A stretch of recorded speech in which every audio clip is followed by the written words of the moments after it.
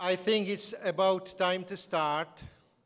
I would still drink coffee, but fortunately we have German colleagues around that actually mentioned that it's already time to start. So thank you, Dieter, for keeping us on time. My name is Jan Konvalinka. I'm Vice Rector of this University for Research, and I'm very happy and actually honored to have a chance to co-chair this session together with my colleague and friend, Professor Milena Králíčková, who is Vice Rector for Education in this university. And we have an extremely interesting panel of speakers today, and we are going to talk about legacy of humanism.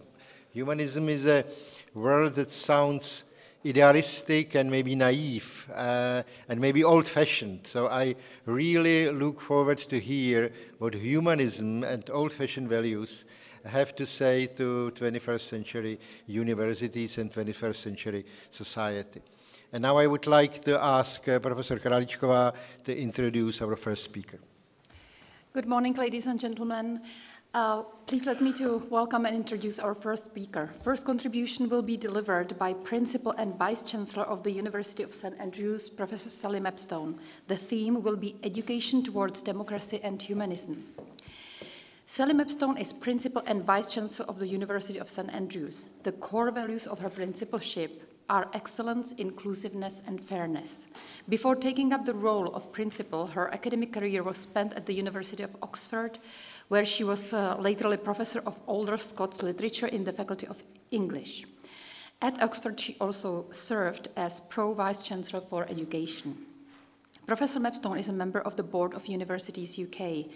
In 2017, she became the first UK university leader to be honored by the Foreign Policy Association of America, which presented her with a medal for recognizing her leadership in the international higher education. Her research deals with literature in Scots and in Latin before 1707, with political literature and with book history. Professor Mapstone, we all are looking forward to your contribution. Please, floor is yours. Thank you very much, Milena. Good morning, colleagues. Rector, friends and colleagues, I do want to thank you for inviting me to this wonderful conference and to be part of today's panel discussing the legacy of humanism. I'm going to make very clear that it's not an old-fashioned or passé concept, that it's very relevant and current and really vital these days.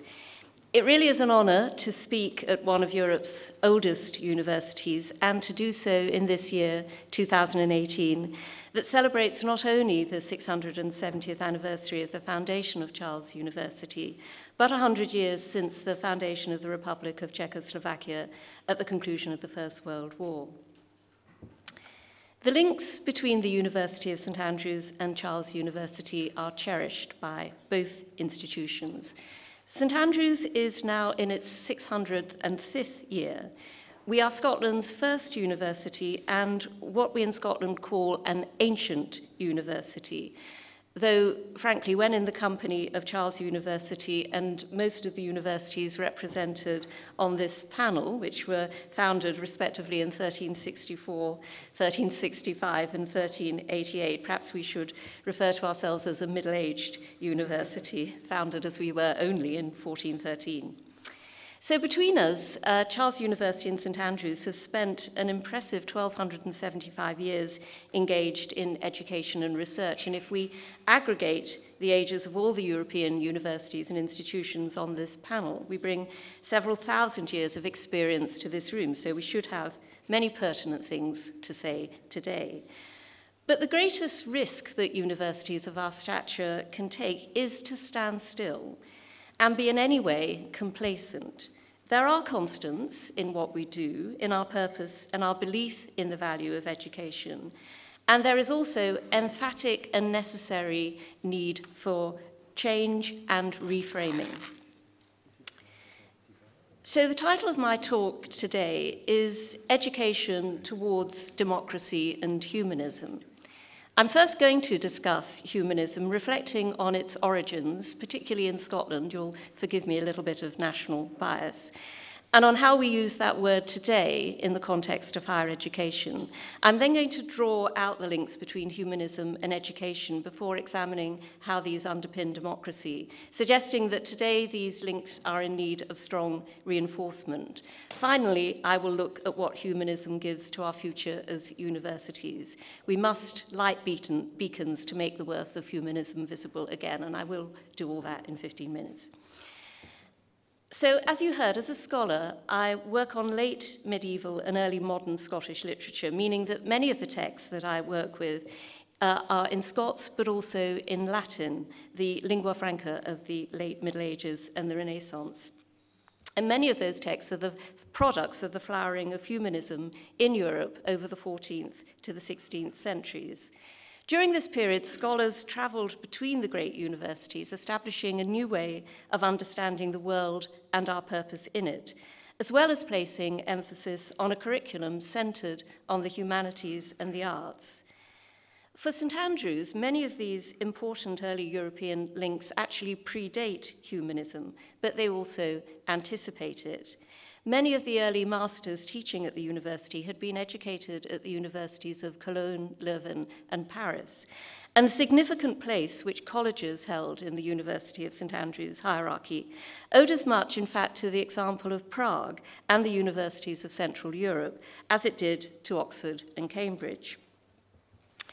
However, the most dominant figure before or during the humanist period in Scotland and very much in Europe and within European humanism is George Buchanan, the celebrated political theorist, psalmist, and historiographer. Educated at both the University of Paris and the University of St. Andrews, Buchanan's long life, which spanned much of the 16th century, was spent moving between appointments of one sort or another in different parts of Europe. He spent a great deal of time in France, but also in Portugal. Over the course of these travels, he emerged as a major figure in Protestant humanism, and his political sympathies, particularly in Scotland, also moved, crucially, from early engagement at the Catholic court of Mary Queen of Scots to being a powerful exponent in the opposition party to Mary. In the turbulent period of the 1560s, Buchanan composed his important work, De jure regni apud Scotos dialogus, which speaks to a view of monarchy and history informed by a theory of resistance, a belief in the rights of people to hold their ruler to account, that had its roots in earlier Scottish political thought, but would also be influential on European political thinking right through to the 17th century in particular. These views were expanded in Buchanan's De Rerum Scoticarum Historia of 1572, which again had a wide European circulation. The cultural impact of Buchanan's humanism, his belief in the rights of the person and of reason and justice as restraining powers on political absolutism, was profound, influencing the period of the intense Dutch resistance to the Spanish Habsburg hegemony and the French wars of religion during the 1570s. So Buchanan, as a humanist, was counter-suggestive, he was controversial and profoundly engaged. He was also profoundly European. He is a brilliant early example of what we so strongly stand for at the University of St. Andrews and at universities across Europe today, being an immersed, questioning, open, and fearless member of a community international and European to its roots, which is centered on learning and takes informed responsibility not only for our own future, but for that of the societies of which we're part. So I'm going to suggest that education and humanism are inseparable. Study and the study of humanities in particular ensures an informed, a just citizenry with a capacity for self-reflection and self-governance, and ultimately, of course, democracy. Today, however, though the relationship between humanism, education, and democracy may seem natural to us in this room, events have begun to suggest that these links are not as robust as we assume, and that they require our fresh engagement. And this is something we've all been discussing over the past 24 hours, which is the growth of popularism, something of which we've become increasingly aware in the 10 years since the financial crash of 2008. On both sides of the Atlantic, those who speak up or question the results of elections or referenda are no longer seen as engaging in critical discussion and debate, but as going against the popular mandate. This is a worrying evolution on many levels, and at worst potentially represents a decoupling of humanism from democracy. Democracy without humanism is a force without a moral compass, lacking in empathy and in the capacity to engage, question, and resolve. The role of universities in this context is essential. In the face of resistance to expertise and a preference for 240 characters over a reasoned essay, we need to argue clearly and calmly, but also loudly and in pertinent spaces, including on social media, for the importance of analysis and discourse and the values of tolerance and respect. We also need to show through our actions that we are not closed and elite institutions, but open and inclusive ones. Humanism has always been about spreading the word. So at the University of St Andrews, we continue to champion a deeply humanist approach to education, and we are working to ensure that even more young people, many of whom come from non-traditional backgrounds, make their way into university. We have this very year started a degree program entitled Gateway to the Humanities, which aims in its recruitment at students from disadvantaged backgrounds, and in fact everybody who's been recruited to the first year of that course comes from what is technically a disadvantaged background. Championing humanism in education is not as popular an approach as it once was, particularly in government circles. Here talk has turned to value for money, educations that are judged by the level of salary received after graduation. And while I wish every graduate a prosperous future, when the quality of a higher education becomes defined by the salary a student can expect to earn, it suggests to me that the time is right for those of us who believe in humanism to rally and assert what the long histories of our institutions have taught us. A prosperous society, as well as individual well-being, depends on openness, curiosity, and collaboration. And these are humanistic values that a mechanistic, transactional approach to education too often neglects. The case for humanism in education for the sake of true democracy and a sustainable future has never been more urgent. The deep connections between our universities have built across Europe support for humanist values and those humanist values on which our societies are based. And these historical associations continue to have currency now. The Norwegian explorer and humanitarian Fridtjof Nansen, who was awarded the Nobel Peace Prize in 1922, became rector of St Andrews in 1925 and was the first non-Briton to do so. I must mention that the rector title is used differently in Scottish universities and refers to a position elected by our students, and which is a role largely about representing their views within and to the university. I should also add that our current rector at St Andrews, Srđan Popović, is also not British and is a Serbian political activist. We keep renewing and reframing those links. But to go back to Nansen's Nobel lecture, his lecture was entitled The Suffering People of Europe, and he reflected on the period after the First World War, the period that saw the Czechoslovakian Republic formed and where we start our conference reflections from.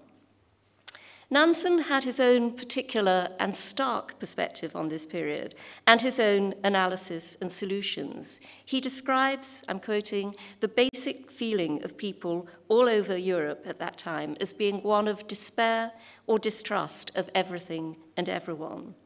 Against this backdrop, he calls on countries to overcome post-war prejudice and help each other. He asks us to look beyond our peer groups and country. The premise that benefiting others benefits everyone is a simple one, but its simplicity has within it an emphasis on inclusivity and a valuing of diversity that is of great humanist value today for guiding us towards the future. As we've said several times at this conference, our time is not as challenging at the moment as the years after the First World War, and it's important that we recognize the ceaseless work that has gone into ensuring this is not so. But it is nonetheless turbulent and very much ready for a collective restatement of values. I think we have a responsibility to, in Nanson's words, as universities, light beacons, so that humanist values are visible and accessible again to all, and so that democracy returns to being a force for the common good rather than the majority. So in the title of my talk, I chose to describe education towards democracy and humanism because there is much to achieve. Conferences like this and the organizations that support universities working together make a huge difference here, and I'm delighted that the University of St. Andrews is involved in the European network. At St. Andrews, we will remain champions of humanism in education. We're just about to launch our new university strategy for 2018 to 23, and that makes clear that we hold the work of our scholars across all the schools of the university in the deepest respect, perhaps especially when that work is challenging and controversial, such as it is in the case of our Hander Center for Terrorism, the Study of Terrorism and Political Violence. The ideas that are discussed there are the contemporary equivalents to those challenges raised by George Buchanan. A humanist perspective requires that we seek to understand others, even when we do not agree, so that we can move forward towards more inclusive solutions. So looking forward to share humanist values, we want to find more ways for more people to access the type of knowledge we produce at St. Andrews. And we're experimenting, as many universities are, with blended learning experience, as well as micromasters that will enable people to come back into higher education. The richness of our school's scholastic work has given us the confidence to propose a series of new interdisciplinary thematic areas where we're going to work across the university and with partners to bring forward new insights. These areas are peace, conflict and security, cultural understanding, evolution, behavior and environment, materials for the modern world, health, infectious disease and well-being, and sustainability. And in developing these themes, we will reach out and engage with our global partners.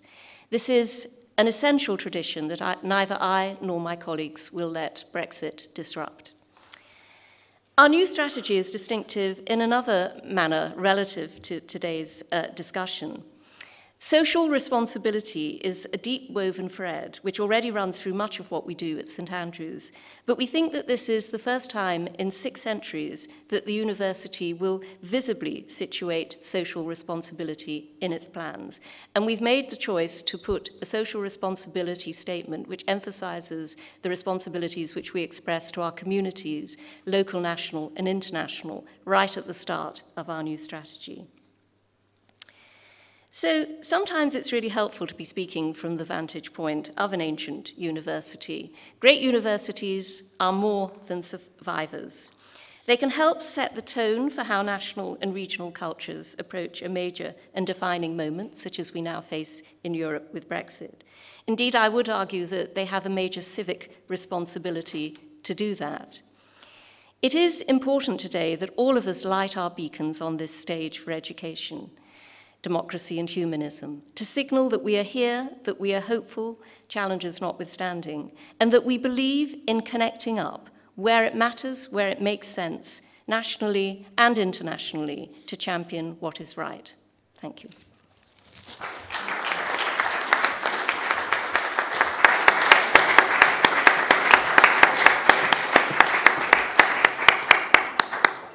Thank you very much, Sally.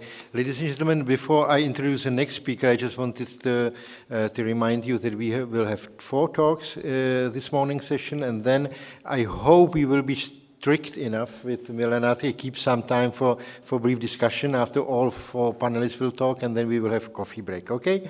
So now let me introduce our next speaker, who is Jean-Robert Tirant. I hope my French is good enough for that. Jean-Robert got his PhD at the University of Zurich, Michael. And then he worked at the Universities of St. Gallen and Copenhagen. Now he's a professor of public economics at the University of Vienna. He's also director of the Vienna Center for Experimental Economics and member of various editorial and other boards. He was active as a dean of the Faculty of Business, Economics and Statistics, and currently he's a vice rector for research and international relationship. And he will talk today about the relations between business, economics, and humanism, which is actually an exciting title, so I look forward to it. Yes, ladies and gentlemen, dear colleagues, dear organizers, thank you very much for the invitation. It's a great pleasure to be here today and to participate in the centenary festivities. So I have been asked to contribute some thoughts to this session on the legacy of humanism. And since I'm an economist myself, as you've just heard, I propose to speak about the legacy of humanism in economics. You may find this topic perhaps surprising, because most people would not intuitively associate economics with humanism. Many people actually rather think of economists as a bunch of rather hard-nosed people. In fact, economists do not have a great image in general in the population and the media, to put it mildly. Discipline is actually accused of failure in its core domains. Recall the bashing of economists after the latest financial crisis. And economists are also thought to somewhat uncritically advocate free market ideology. So this image in the population or in the media radically conflicts with what economics is, or at least should be, in my view. And I think that humanism has an important role to play in economics as a scientific discipline.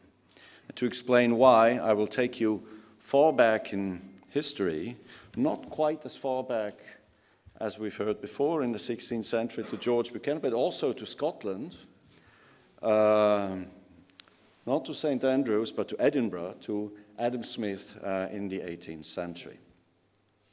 So, but before I do, let me perhaps explain briefly that, in my view, humanism is a multifaceted expression and it can mean many things. And I will just use the word in the sense of an attitude of thought which gives primary importance to human beings and stands for the building of a more humane society that considers the welfare of mankind.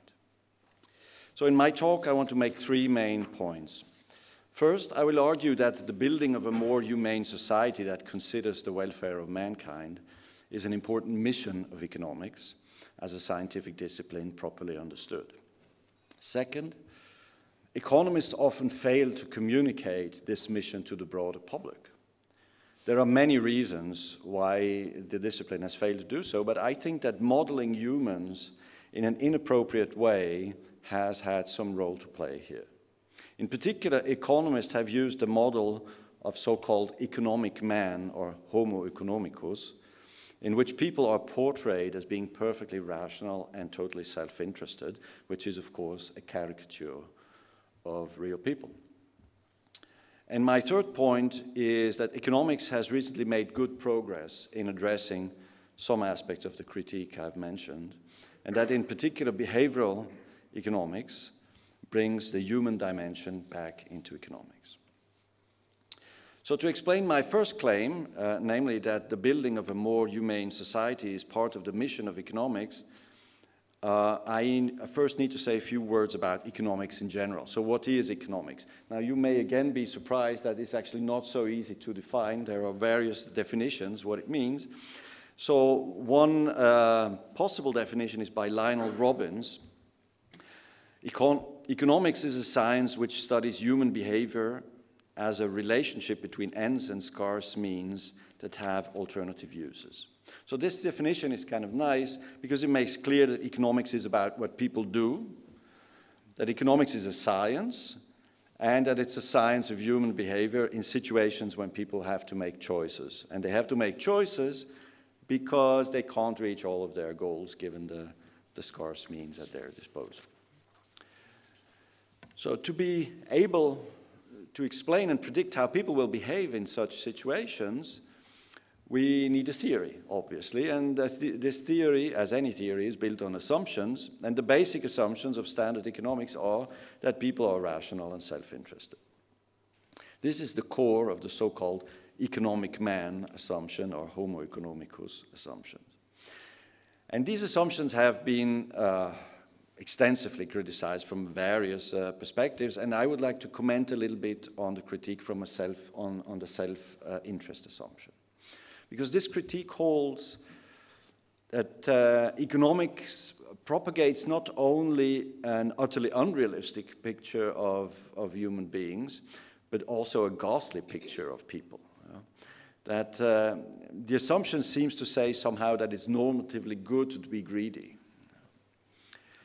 And I think some of this critique, and now we go to Scotland in the 18th century, some of this critique can be traced to a one-sided reception of Adam Smith's magnum opus, The Wealth of Nations, which appeared in 1776.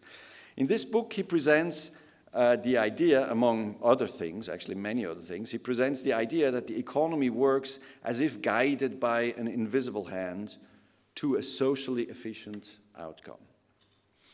So he claims that choices by entirely self-interested people can lead to a socially efficient outcome if the economy is organized in a system of decentralized competitive markets.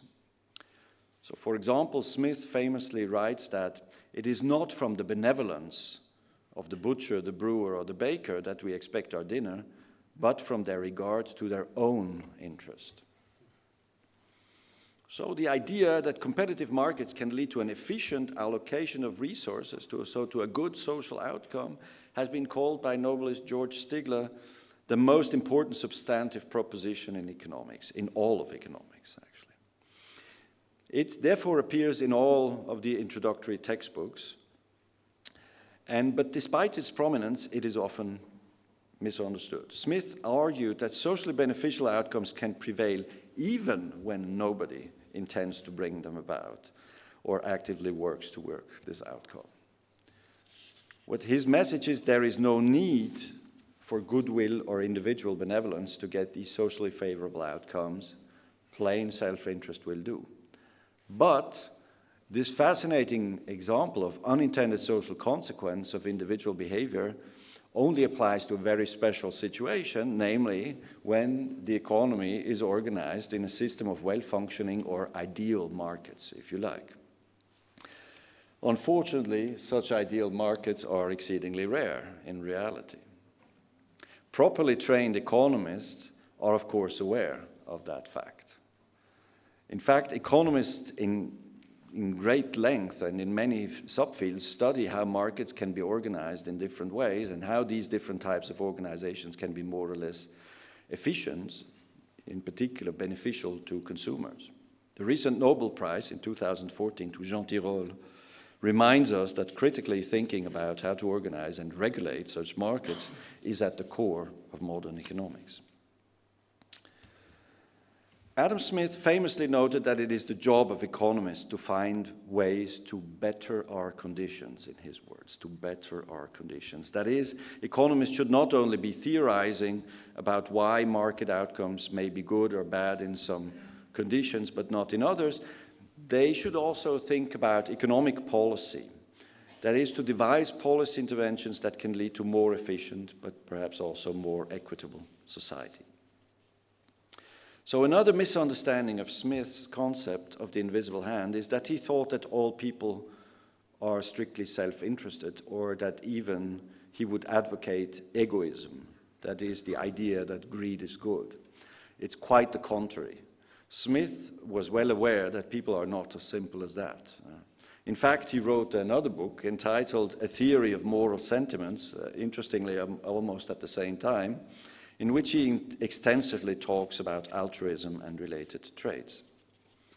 So the main point of The Wealth of Nations was that a system of ideal markets can yield good outcomes even if everybody is self-interested. Not that everyone indeed is self-interested or that people should be self-interested. Smith understood very well that sympathy, as he also calls it, or altruism, can be very valuable in many instances and are needed to better our conditions. Let me now come to my second point and a comment on the claim that economics does not have an adequately humanistic picture of people. To address this concern, I would like to discuss some development in economics in the last 70 years or so. Up to the 1980s, economics was a very theoretical discipline, and there was a premium for quoting economic arguments into mathematical bravado. This development set in after the Second World War with the publication of Samuelson's PhD thesis. Scholars like Marx, Schumpeter, Keynes, or Hayek, they wrote thick books with long sentences, long-winded sentences in it, but very few equations. And it was not always clear to the reader what they actually wanted to say. So this lack of precision left room for a lot of ideological thinking because it was not clear exactly how the conclusions emerged from the premises. And so this mathematization was thought a little bit of an antidote against this imprecision. So while there were good reasons for introducing mathematical structure into economics after World War II, the economic profession exaggerated this trend.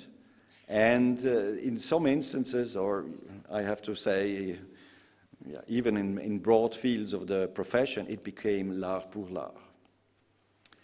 It became more important to express something in an elegant way rather than to model it in an empirically relevant way. So economics had become somewhat sterile and overly formalistic in the 1970s. And the critics have a point here that economists have too much excessively used this economic man model and that has then dominated the standard textbooks ever since. Yeah, often it takes a long time for knowledge to trickle down into the textbooks. So this excessive mathematization of economics has been criticized, rightly criticized, I think. However, much of the critique also applies to an outdated way of doing economics. Economics has changed a lot in the last 30 years or so, as I will explain next. Two important revolutions have shaped economics as it is today at its forefront. One is the empirical turn, and the other is the psychological turn of economics. At some point in the 80s or 90s, 1990s, economics became increasingly applied and empirical. Today, the majority of papers in the leading journals is empirical, and there's a premium for empirical relevance. Many papers make use of administrative data, machine learning, and so on. The biggest change, I think, that has taken place in this empirical turn is the development of new empirical approaches, especially the experimental approach, which has become popular ever since the 1990s. We have randomized controlled trials, we have natural experiments, we have laboratory experiments that were all on the rise since the 1990s. And this was an extremely important development because experiments not only serve to isolate causal factors, but they also allow us to test theories to some extent. And so experimental economics has thus contributed to debunking some of the older conventional wisdom and has ultimately contributed to develop a new type of economic theory with more predictive power. So experimental economics was crucial in the development of behavioral economics, which I will speak about next. So the second development, the first one was this empirical turn, the second was this psychological turn in economics, and which could in some ways also be described as a human turn, or a humanistic, if you like, humanistic turn. So this psychological turn is an expression to capture the trend to incorporate insights from psychology into economics. And this turn has produced a new field in its own right called behavioral economics. Behavioral economics does not assume that all people are perfectly rational and totally self-interested. Rather, it starts from an empirically more adequate assumption of heterogeneity. That is, simply put, not everyone is the same. Some people are more rational than others, some people are more egoistic than others. Behavioral economics has brought important ideas to the fore, has incorporated loss aversion, fairness preferences, for example, and these can explain important phenomena which standard economics has failed to account for. For example, fear and greed can explain recurrent manias and crashes in financial and housing markets. Loss aversion can explain why there is a bias against policy reform, and many policy changes bring about winners and losers, but the losers often can be mobilized much more and more easily to fight, to block the reform, and they will fight much more vigorously than the winners. So this loss aversion can explain why efficient reforms that produce many winners but few losers often not be implemented. Insights from behavioral economics are finding its way into the mainstream and have been rewarded by various Nobel Prizes. Elinor Ostrom, for example, has investigated under what conditions people manage to cooperate much more than economic men would. George Akerlof has shown that fairness preferences, cognitive dissonance, and other psychological phenomena can shape economic choices. Bob Schiller has shown that stock prices move much more than can be explained if everyone is assumed to be rational. Danielle Kahneman has explained how heuristics and biases shape economic decisions, and Richard Taylor has, jointly with Cass Sunstein, shown that how nudges can be used to induce people through the design of the choice architecture to behave in better ways, in their own interest, but also in the society's interest. So let me summarize. The work of Adam Smith and other pioneers in economics has pointed out that an important mission of economics is to contribute to better our conditions. However, these early contributors were mainly based on, let's say, casual observation and introspection, but not grounded in solid evidence. And many of these early contributions to economics had tended to be ideological, one could say today. In an attempt to make this economic thinking more precise, economics has become more theoretical and mathematical after World War II, but then it led to excessive formalism. So in much of the post-war area, standard economics has focused too much on a psychologically naive model of economic man, or homo economicus. And an old quip says, all models are wrong, but some are useful. And which ones have to be evaluated by systematic testing. And so the development of experimental economics provided the tools to do so. And through this testing gave the feedback into behavioral economics, which has incorporated the results from this systematic testing into economics and developed more realistic models of human behavior. So I think it is now time for economists to rewrite the textbooks, which often still provide an outdated version of economics. This outdated knowledge still shapes public perception of the field and what it has to offer. And it is now a good time to rewrite these textbooks, but it's also a good time for young people to study economics, because the discipline has moved away from the purely theoretical and sterile mode of thinking. And with the empirical turn that has occurred in the 80s and 90s, economics has become much more exciting, I think, much more applied and much more empirical, and can provide evidence-based policy recommendations, not just ideological recommendations. Today, behavioral economics uses psychologically more realistic models, which are experimentally tested. With these new tools and approaches, we are in a much better position to complete the mission of economics, which is, among others, to better our conditions, because properly understood, economics is the science of humanism.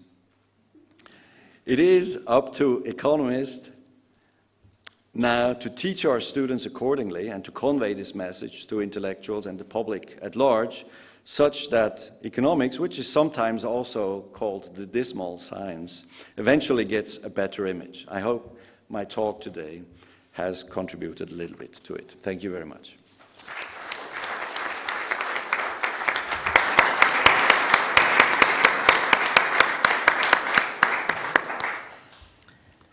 Thank you, Jean-Robert, for your very interesting speech that actually opened a few new views on economics in my mind, and I'm looking forward for the discussion. Our third contribution will be delivered by Dean and Professor of the Jagiellonian University, Zdzislav Mach. The theme will be Humans and Humanism. Zdzislav Mach is a professor of sociology, social anthropology, and European studies at the Jagiellonian University in Krakow, Poland.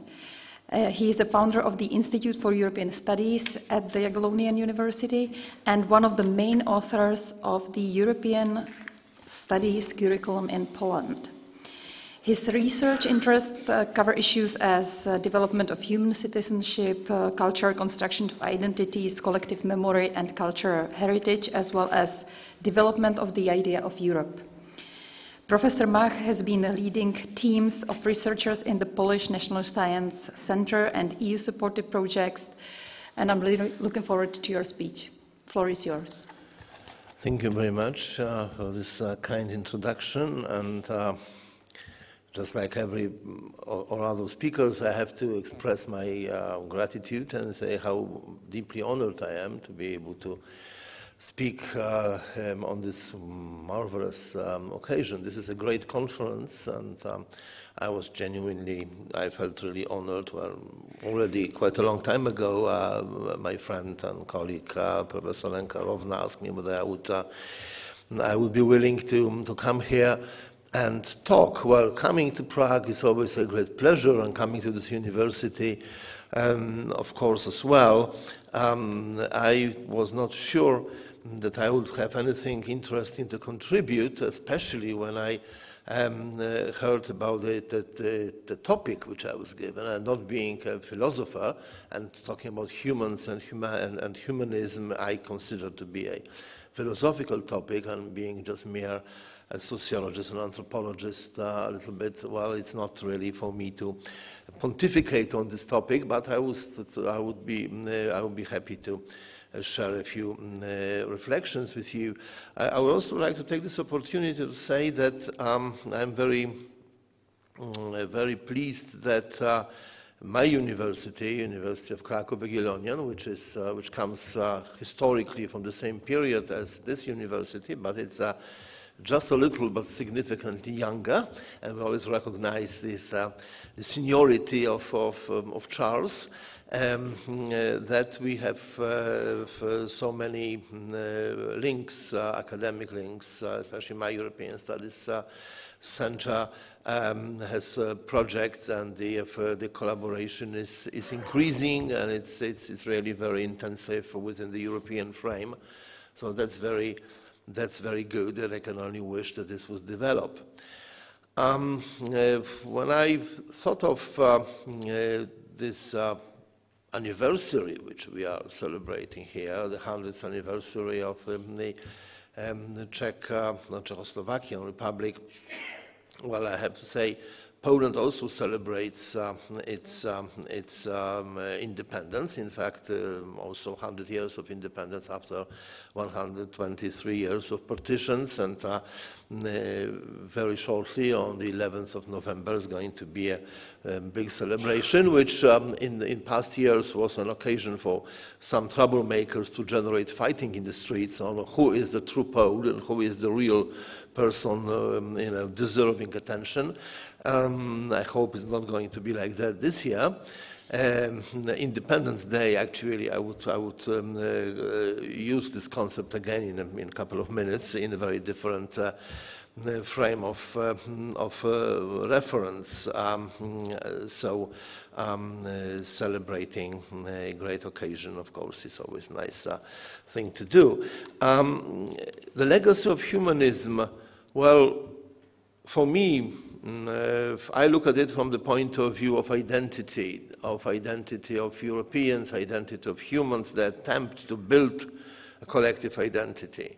And I think that we all agree, and I think most people today agree, that there are certain values which go back to many centuries back, such as rationality, secularism, freedom, individualism, human rights, individual creativity, creative thinking.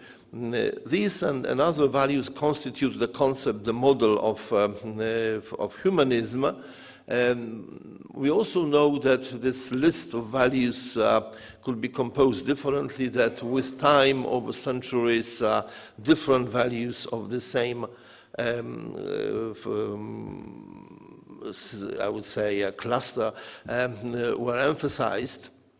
But at the same time, we have to say that although these values taken together probably constitute a basis of identity of humans, there have always been and still are questions related to who is and who is not human, and what it means to be human, and what therefore humanism stands for. And looking at it from the identity point of view, the question is always, as always when we talk about identity, in relation to whom we are building our identity, because identity is always built in relation to some others.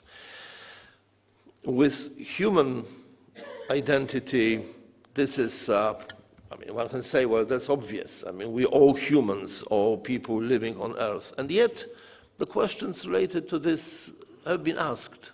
And at the beginning of my studies of social science, when I was, when I first was at the university, one of the first lectures or seminars that I took part on was actually devoted to this. And we were, we read about 1537, when Pope Paul III issued a declaration stating that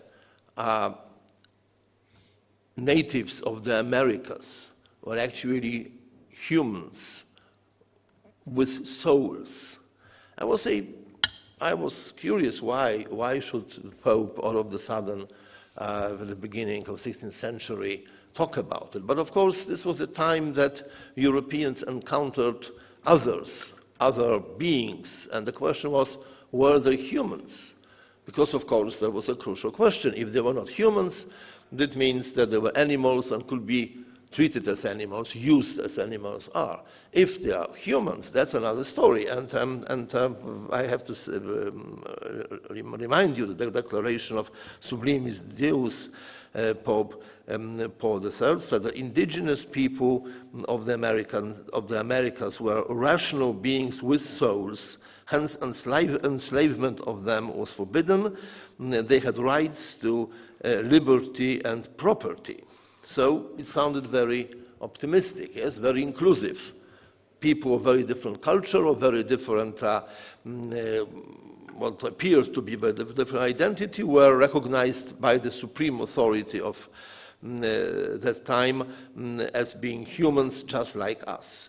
But of course, the implication of this was that as humans, they had to become Christians, they had to be evangelized, that had to be incorporated into the family of, because if they had souls, then they had free will, but they couldn't be left in ignorance. They had to be taught how to be humans improperly, and as we know, this didn't mean a very fortunate fate for most of the peoples of the Americas.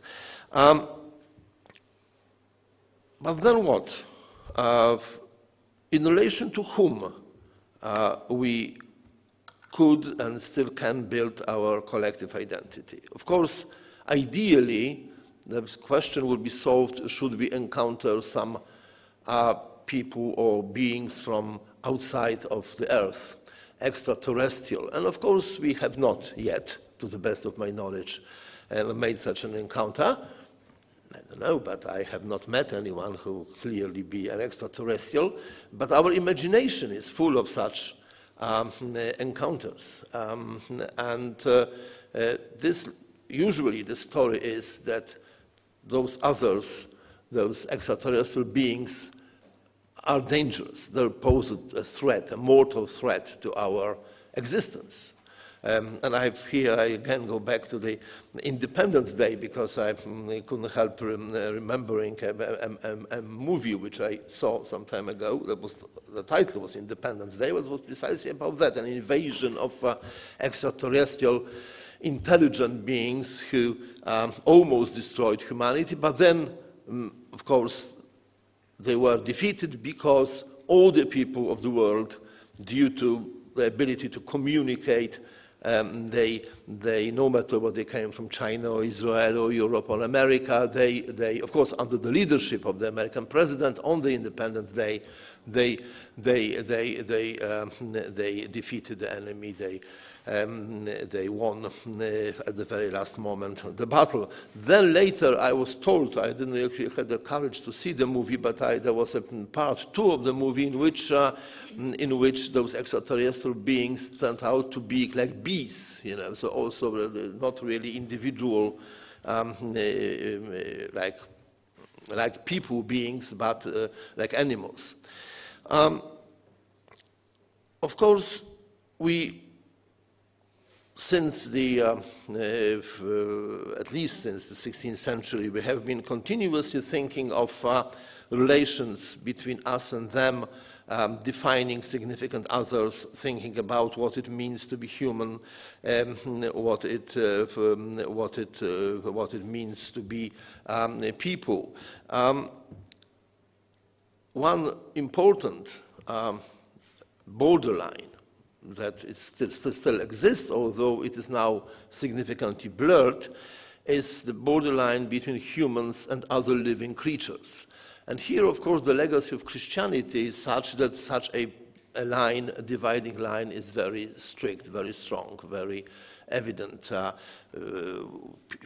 Humans have souls, living creatures without souls are not humans and belong to a very different category.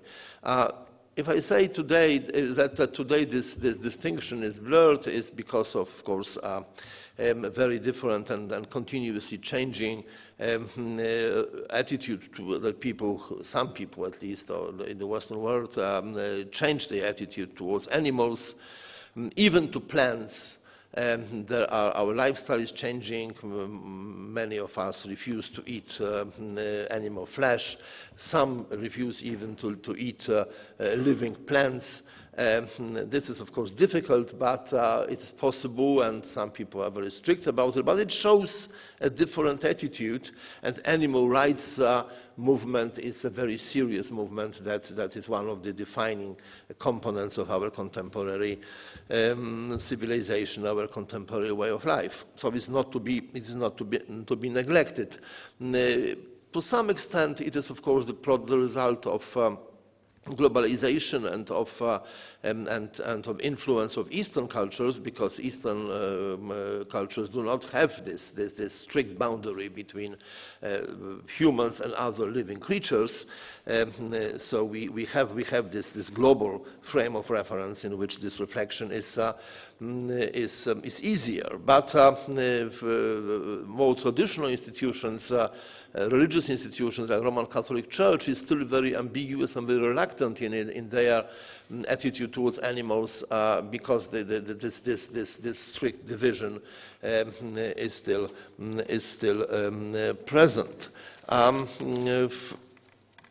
But of course, this is not the only boundary that we have to think about. Questions that we keep asking regarding civilization, human society, human world, continuously also involve such questions, such issues like exclusive identities, various exclusive constructions like religious fundamentalism, nationalism, which question the existence and the reason for existence of one human community. And what I find in this context particularly important and perhaps disturbing, but also worth of thinking, is the attempt to dehumanize some human beings, deny human identity to them. Of course, here, in this context, we first of all think of Nazi ideology and of dehumanization of Jewish people and also classifying of humans into real humans and subhumans, Jewish people, and then some other categories of human beings were considered to be non-human, therefore creatures to be eliminated on the ground that they would not fit in human civilization, also described as being dangerous, not only as dangerous competitors to us, but also as carrying diseases and being like parasites in a society. So, of course, this, we know this, the legacy of this particularly dark period of our European civilization, and we remember, and we want to remember, and we should always remember this attempt to dehumanize some of human beings. However, at the very present time, and here I must say, I'm very sorry that my own country, Poland, is a very unpleasant example of such an attempt. We also witness, although not to that extent, an example of dehumanization of people. And here, of course, I refer to the refugees, to the way we think about refugees that come from Syria, from North Africa, to Europe. In the Polish right-wing extreme version of Polish governmentally supported discourse, they actually present it in the way that I could only describe as an attempt to dehumanize them. They are presented as an anonymous, dangerous, aggressive mob, people who are not, or beings who are not capable of belonging to a human society, who are tremendously dangerous because they are aggressive, because they show no intention to integrate. They must not be accepted in the society. And I have to mention one particular drastic moment when the person who is actually leading the Polish politics, talking about refugees, used the words which reminded many people to, the Nazi time, when he talked about the refugees as being infected with all these infectious and dangerous diseases and carrying parasites, and therefore not welcome in European, and certainly not in the Polish society. This dehumanization also, part of this attempt to dehumanize them is that the Polish government decided not to accept a single individual, not a single family. And I cannot help thinking that the real reason for this is that should one person or one family appear in front of the eyes of the public, they would acquire human face. There would be real people with real emotions, with real human face. As without this, they are just an anonymous mob of dangerous invaders against whom we have to protect our land, our country. So this is something which I seriously believe has to be seriously considered, because this is this dehumanizing strategy. It is unfortunately repeated. And how do we all stand in relation to this? How do universities stand in relation to this? Well, this has already been, everything was said today and yesterday. I mean, this is our duty to promote humanistic values, and not only in the humanities, but perhaps first of all in the humanities, the usefulness of the humanities. And I remember some years ago I had the pleasure to participate in a series of seminars in Edinburgh at the Institute of Advanced Studies in the Humanities, where my friend Professor Peter Jones organized a series of seminars under the title The Usefulness of the Humanities. And we were discussing humanities from this point of view, of the usefulness for the society, not only providing students with knowledge, but also creating their ability to be good citizens, developing critical thinking, independent thinking, creativity, inclusiveness, but also ability to stand by the values of a human society. So that's nothing original I have to say about this, but I think we also always should be reminded of this. Thank you.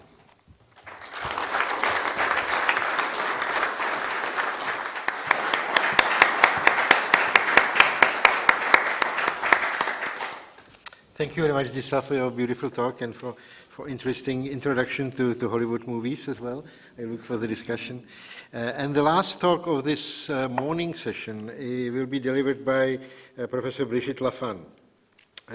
Brigitte was founding director of the Dublin European Institute of the University College in Dublin, and she was vice president of the University College Dublin and principal of the College of Human Sciences. Now she is director and professor at the Robert Schuman Center for Advanced Studies at the European University Institute in Florence. She is a recipient of numerous prizes and awards, and she sits on a number of boards. I would stress here she is also a member of the International Advisory Board of this university. Brigitte will talk about the search for truth in post-truth society, and I look forward to your talk.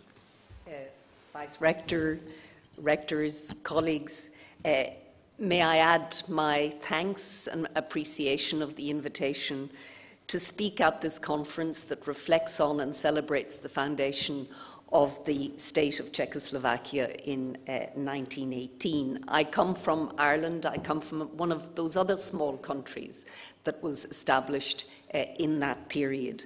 And I also now have the privilege to live in Florence. I come out of my Casa Colonica every morning to walk to work, and I look down on the city of Florence and on the Duomo that always sparkles in the morning, that symbol of human imagination, human knowledge, that breakthrough that came in that time of human history, that time of European history. I also work at the European University Institute, and by the standards of the institutes, universities represented here, we are really still crawling. We were established in the 1970s.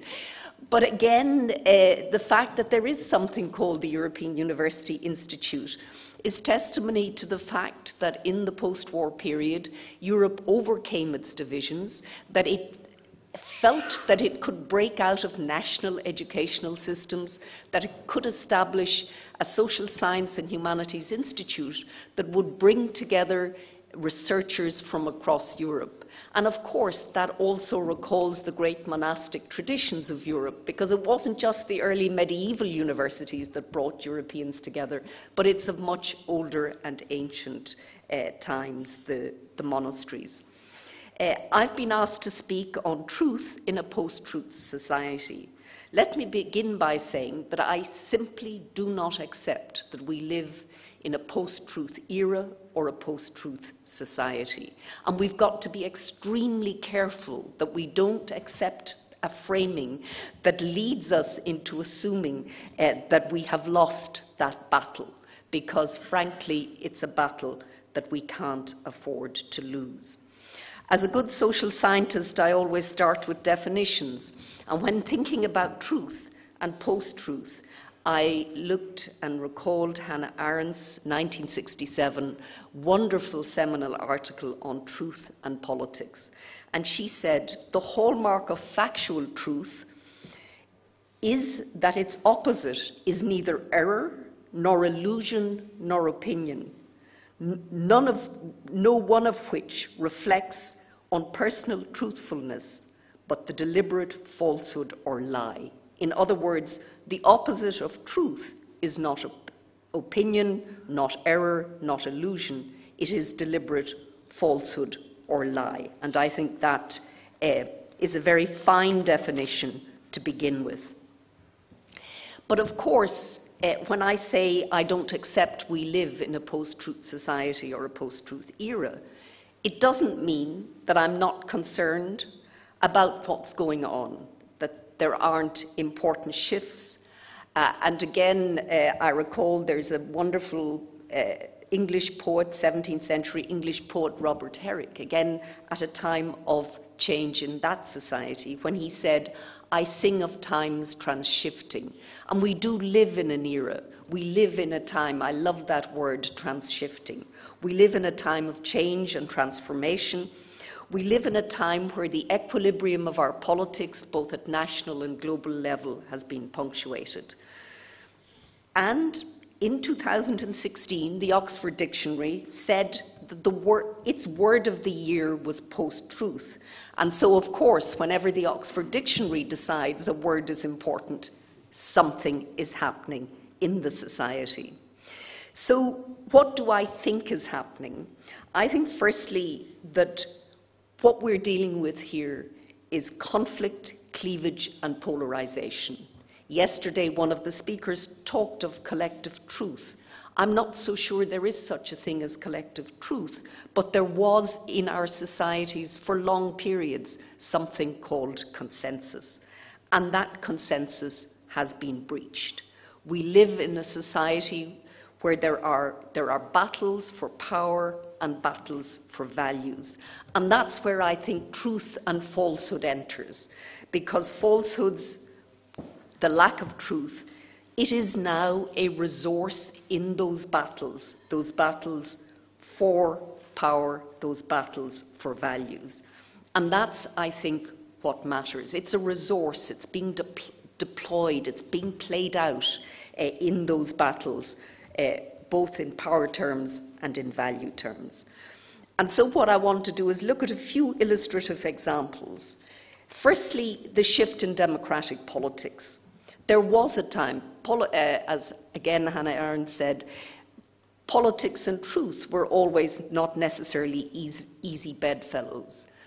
But for a long time, if a politician was seen to lie, demonstrate that lies could be demonstrated, then they would usually not succeed in gaining office or would have to resign.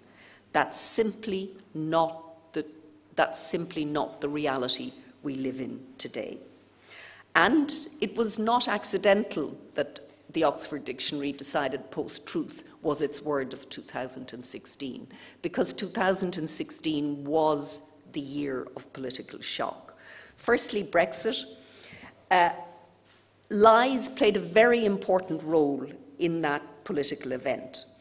And of course, one would expect distortions about what the EU is, what the EU might become. That's part and parcel of the dynamic of European integration. But in the Brexit campaign, there were lies about the EU and lies about the benefit of leaving. And I use the word lies very guardedly. They weren't exaggerations, they were lies. Two in particular had a major, major impact on the outcome. One was a poster that showed a gate, and back into the horizon, thousands and thousands of people, written over it, Turkey will join the EU. 76 million population, Turkey will join the EU. In other words, the dehumanizing the fact that this population is coming, and of course, that is simply untrue. And the other, and again it was very powerful symbolically, was the famous red bus.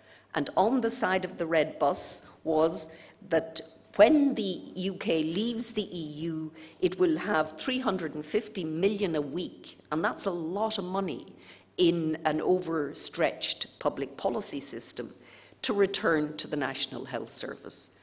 And given the pressure on the UK National Health Service, this was an extremely attractive lie to voters. And we even know from post-Brexit analysis of political behaviour and voting, that in fact it worked. It worked. I'm not saying that Brexit, that the UK wouldn't have, the electorate would not have voted in the absence of those lies for leave, but this was an extremely narrow outcome, 4%. And it took very little to tilt this decision from one outcome to another.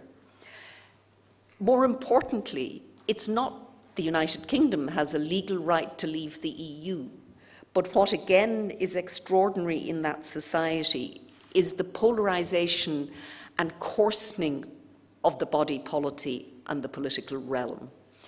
In the red tops, judges, Supreme Court judges, were each photographs of them and written over enemies of the people. In other words, and the will of the people of what turns out to be 36% of the UK electorate. It trumps everything else. And it's that coarsening of the political realm that is extremely dangerous. I also think, and this is an aside, that the United Kingdom, its culture has always been characterized by pragmatism. But in fact, the post-Brexit environment is straight from the French Revolution playbook. Enemies of the people, etc., etc. It's extraordinary what's happening as society. That was the society of Adam Smith and whatever. But the United Kingdom is a country in which the civility of the public realm has been weakened. Trump, what can I say? He is a pathological liar. The leader of the first great democratic republic, the president of the first great democratic republic, engages in a fire hose of falsehood, day in, day out. It's estimated, and there are people, I think my life is too short, but there are people who take it upon themselves to track the Trumpian lies. And he's now running over 5,000, which is about 8 lies a day. Now that's quite impressive. And what it means is that A, he's a pathological liar, but he simply doesn't know the difference between truth and falsehood. Even this week, or last week, he talked of riots in California. There were no riots in California. Now, with the migrants who are approaching the US border, he said there are unknown Middle Easterns mixed in. Now, there are no Middle Easterns. These are all Latin American, poor Latin American migrants who want to get to the United States. He also says that millions of voters voted illegally in the last American US election. And when asked about this, he doesn't say, I believe this. He said, well, millions of people agree with me. So just because others agree with him, then it is true. And so this has been extremely effective for him politically. It energizes his base, and it means that there are no limits now, because it's not that those who vote for him, here I'm talking about the core Trump vote, it's not that they believe everything he says, that they take it literally. They really don't care that he's a pathological liar. And that's something that should worry all of us. It would worry me much less if he was president of a rather small, insignificant country like my own. It worries me enormously that he is president of the United States. So those are two examples of democratic politics where lies have worked. And there's no sign, at least in the United States, that the lying will stop. And then to move to the authoritarian regimes. Well, lies and untruths were always part of the playbook of authoritarian regimes. But again, if you look at Putin, he tells big lies and repeats them. And even in the face where in Salisbury the attack, where it is clear that GRU were involved, that the pictures of the two operatives, they were named, and again, they go on Russian television and say, well, we were there to see the cathedral. Now, no one in our part of the world believes this, but domestically, it works. And then, of course, very worryingly for this part of the world is what's happening in Hungary, Poland, and increasingly in Romania. And it is, given the extraordinary excitement of the end of the Cold War and the transformation, it should worry all of us that there are governments who are deliberately deconstructing the institutions of the rule of law in this part of the world. And again, how did they do it? Well, firstly, you go for the courts. The courts, the independence of the judiciary and the courts. But you don't just go for the courts, you also go for the media at the same time. You go for both. Why? Because you want to control the media to make sure that the narratives about what you're doing in the courts is explained to the society in ways that the society will accept. And it's really very serious for the European Union, because neither Poland nor Hungary would be admitted as member states of the EU today. They simply would not meet the conditionality. The EU struggles enormously to deal with this, but it is profoundly worrying for not just this part of the world, but for Europe. Because Europe cannot be a community of values if its member states dismantle some of those core values in full, plain sight. So we live in a world, a political world, where both the authoritarians and traditionally authoritarian states have a certain playbook, but also democratic politics is being infested with untruth. And it's very difficult to combat. Why? Because trust in traditional media is declining, although interestingly, the print media in the United States is doing better again. Also, fact-checking. That was one of the traditional ways that you took on lies. But again, the majority of people don't believe fact-checking. So if they don't, why is it done? Social media.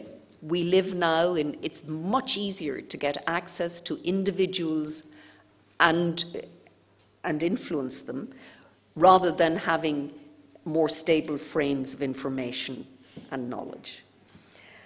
And so we live in a world of declining trust and increasing polarization. And individuals, we suffer from cognitive biases, we suffer from confirmation biases, and we filter out stuff we don't want to hear. So how do we appeal to our better selves? How do we retain that humanist tradition at a time when it's under attack? Here, I think, the universities have an extraordinary responsibility, because unless the universities stand up for knowledge and for truth, and by that I mean factual truth, I'm not talking about belief, then the world is in a much more dangerous place. So universities have got to, and individual academics have got to continue to defend knowledge and science. We have to do so in a way that says, this is what we know, this is why we know it, and we must be humble about what we don't know. And we must also learn to communicate in ways that are not what I would call traditional parent-child communication. I know best, I know what's good for you. We've actually got to develop an ability to dialogue with our society in ways that we can enter debate, in ways that we can influence debate, but do so only from our knowledge base. And we've got to do it because we heard yesterday about climate change. So what does a scientist do when faced with a climate denier? In my view, you don't engage directly with them on what they think the science is. Then you've lost it. You're giving them the terrain.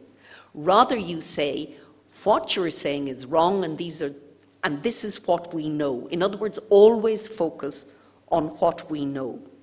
And of course, our universities, we educate. We leave our traces on the minds and values of the thousands and thousands of students all of us have put through our hands. We've got an enormous responsibility to train them in critical thinking, in interpretation, in healthy skepticism. We've also got to ensure that our universities are open to discordant voices, to heterodox knowledge. And that can be problematic because academic departments tend to like to reproduce themselves. Whenever anyone retires, we look at what was the spec for the person who's just left. So we've got to be much more open and imaginative about the knowledge and the range of expertise we need in all of our departments, in all of our universities in this time. And of course, we've got to ensure that there is media literacy, digital literacy. But our students are not the only ones we need to think about, because one of the great divides in our society today, as a political scientist, if you ask me, what is the single killer variable when it comes to political behaviour today? What explains an awful lot about political behaviour? It's education. And so we've got to be extremely careful of the divides in our society where there are those who are comfortable with the world that we live in because we are educated to be, we can be mobile, we are accepted. We've got to be extremely careful, not just of the digital divide, but the educational divide in our societies. And let me end by simply saying, and I think George Orwell's 1984 is the book of our time. And there's a wonderful one sentence in that when he says, in the book, during times of universal deceit, telling the truth becomes a revolutionary act. University lecturers, we don't often think of ourselves as revolutionaries, although historically, yes, there were many revolutionaries in our universities. But perhaps we have to refine some of that, given what is at stake for our societies in the times we live in. Thank you.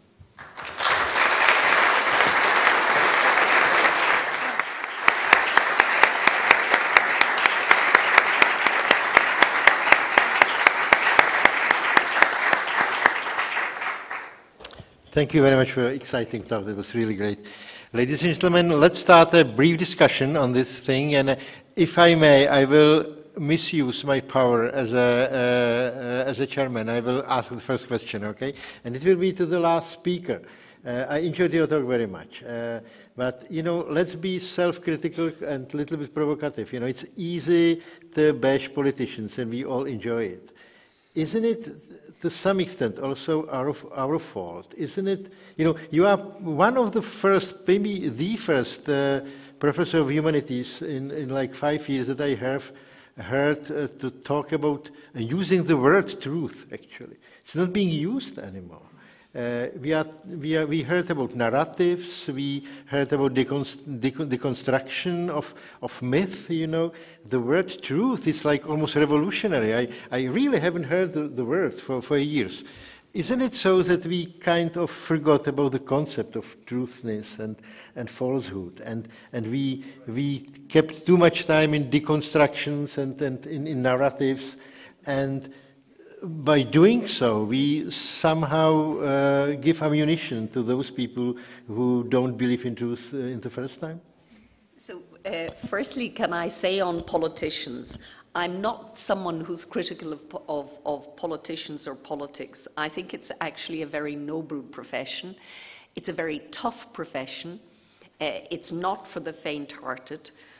And so, I also think we live in a world where we're not sufficiently respectful of what I call good political authority. Societies need good political authority, and good. So I'm not at all critical of politicians. I will be critical of individual politicians, but I think that's, as a citizen, I think I can be. But in terms of, yes, have we deconstructed too much? Probably. I mean, narratives, yes, and of course, we can reduce anything to competing narratives. And there was the leader of Sinn Féin in Northern Ireland, Michelle O'Connell. She was asked recently, in a room like this, a woman stood up and said to her, "Can you condemn the murder of my brother by the IRA?" And her answer, she couldn't answer this. She couldn't say, "I condemn it, it was wrong." What she said was, we have our competing narratives of that time. I simply just don't accept this.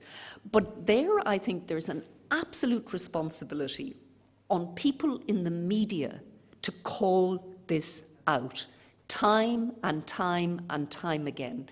And again, I'm very struck by, in the media, how claims are not challenged anymore. There's an assumption that all opinions are born equally, regardless of whether there's anything behind opinion A. That, again, I go back to the climate deniers arguing with scientists who know what they're talking about. So I think, again, the communications medium are very important. Yeah, but don't forget academia, look at all the rubbish, you can see in our own scientific journals. Look at those scandals with people sending in absolutely stupid rubbish thing that's being published. And actually, I mean, isn't it our fault to some extent? So I think as scholars we have a responsibility to, when we do research, that we set out the premises of that research, that we do it with care, that we set out the underlying assumptions and the analytical frameworks that we use. And I think that's all any individual academic can do. How our collective operates, in other words, the peer-reviewed journals and all of that, well, then I would have other things to say. Okay. Thank you very much. So, brief questions, gentlemen over there. Do we have microphones? Yes, we do. All right. Thank you. My name is Sorin Costre, and I'm the Vice Rector for International Relations of Bucharest University. But I am going to react to the last talk in my capacity as a philosopher and also a professor of critical thinking. You said that Trump is a liar. I don't think he's just a liar, and I'm going to explain. It was a book written like almost 10 years ago on bullshit by Harry Frankfurt. I think it was at Princeton University Press. And there's Professor Frankfurt made the distinction between truth and falsity, truthhood and falsity. And in order to be a liar, you have to know the truth. So a deliberate liar has to know the truth, has to know the facts. Trump doesn't care. He's certainly not a deliberate liar. He's just a liar. And he's a liar because he doesn't care about the facts, and because in order to establish the truth, we have to have a rational approach. His approach is not rational, it's emotional. The target. And also you explained the Brexit propaganda. It was very emotional. And I think that our important mission as academicians and professors is to reestablish a rational community again, and to infuse rationality, and to step out of ivory towers, and to make people in the society think again and value rationality, because rationality gives us the necessary framework in order to judge and to establish the truth, to make the delimitation between truthhood and falsehood. Thank you. Thank you very much. Very brief reaction to I Brigitte. just agree. Okay, thank you. Next question, please, very brief. Okay, over there. Good morning, ladies and gentlemen. First of all, I would like to thank Professor Tyran for a nice lecture. which demonstrated that the economy need not be so condemned science as it is usually assumed. I would like to turn your attention to a book written by Tomáš Sedláček. Book was written in Oxford, and the title is Economics of Good and Economics of Evil. It starts with the myth of the Old Testament, with the myth of Gilgamesh and so on, over the Adam Smith. It goes to the modern economics. It doesn't contain any formula, but it contains intently included some errors in mathematics and theory of economics and so on to facilitate reading of the book. Book was translated into several languages, even in Czech language, and they sold millions pieces of this book. And to show you the character of book, this book persuaded even Václav Havel that the economics need not be such condemned science. Thank you very much. Thank you very much. We already heard from Jean Robert that economic is good, mathematics is bad, you know, right? So, more questions? Microphone to in front? Okay. Thank you. Johnny Laursen, Aarhus University, and the executive board of the Coimbra Group. Thank you for a great morning, and also thank you for this great university for taking up the question of humanism. Some might think that it's a bit old-fashioned topic, but it has never been more pressing than just now. We are at the verge of creating alien, artificial intelligence, which will mimic and copy human behavior, or what we believe is human behavior. But we also know that the artificial intelligence, the units, the robots, will affect human behavior. They will recreate human behavior also. They will work with what we know as knowledge. So if we are lying, they will be lying too, and they will be much better at it. So I'd just like to encourage everybody here to continue this discussion. Now's the time to take this discussion up. It's also a discussion which will bridge the sciences, technology, social science and humanities. So I think this is a great topic, and thank you so much to University of Prague for taking it up. Thank you very much. Any reaction from the panel to artificial intelligence and humanism? I'd like to Okay, please go just very, very briefly. I mean, I think that takes us into a whole further area, which is really well worth looking at. I actually just want to come back to this very briefly, to this obsession that everybody has with Donald Trump. And what we're primarily doing is still calling him out here. And I think we need to go back to what Bert was talking about yesterday. Whatever you think about Donald Trump, and my feelings are very similar to those expressed by people here, he is a brilliant communicator. And if we don't actually learn from his skills in communicating, and if we don't understand those properly, it's actually really difficult to take him on. So that I think one of the many challenges that comes out of what we've been hearing about today is how do we, as an academy, as a community, improve our communication skills, get on the front foot, without giving up the values that we espouse so strongly, but we need to get savvier about how we put across the value of what we do. Thank you very much. I think it's rather appropriate end of this very interesting discussion. Please join me in thanking all the speakers and all the discussees of this morning, and let's reassemble at 11 sharp for the second session. Thank you very much.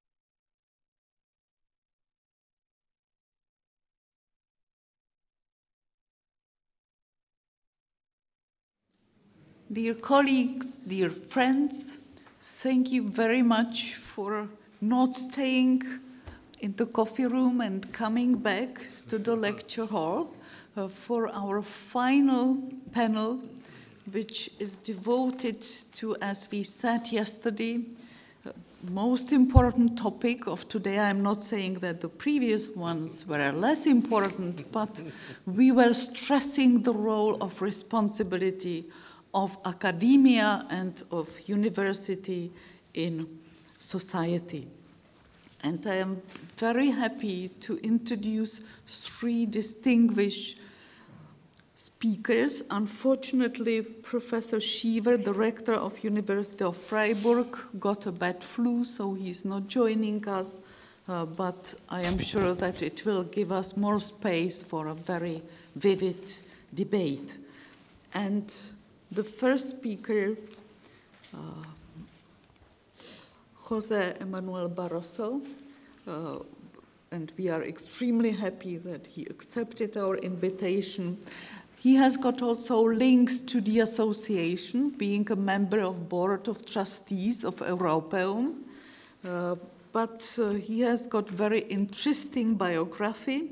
I would like only to stress some features of that which are very much relevant to his topics. It means politics and university.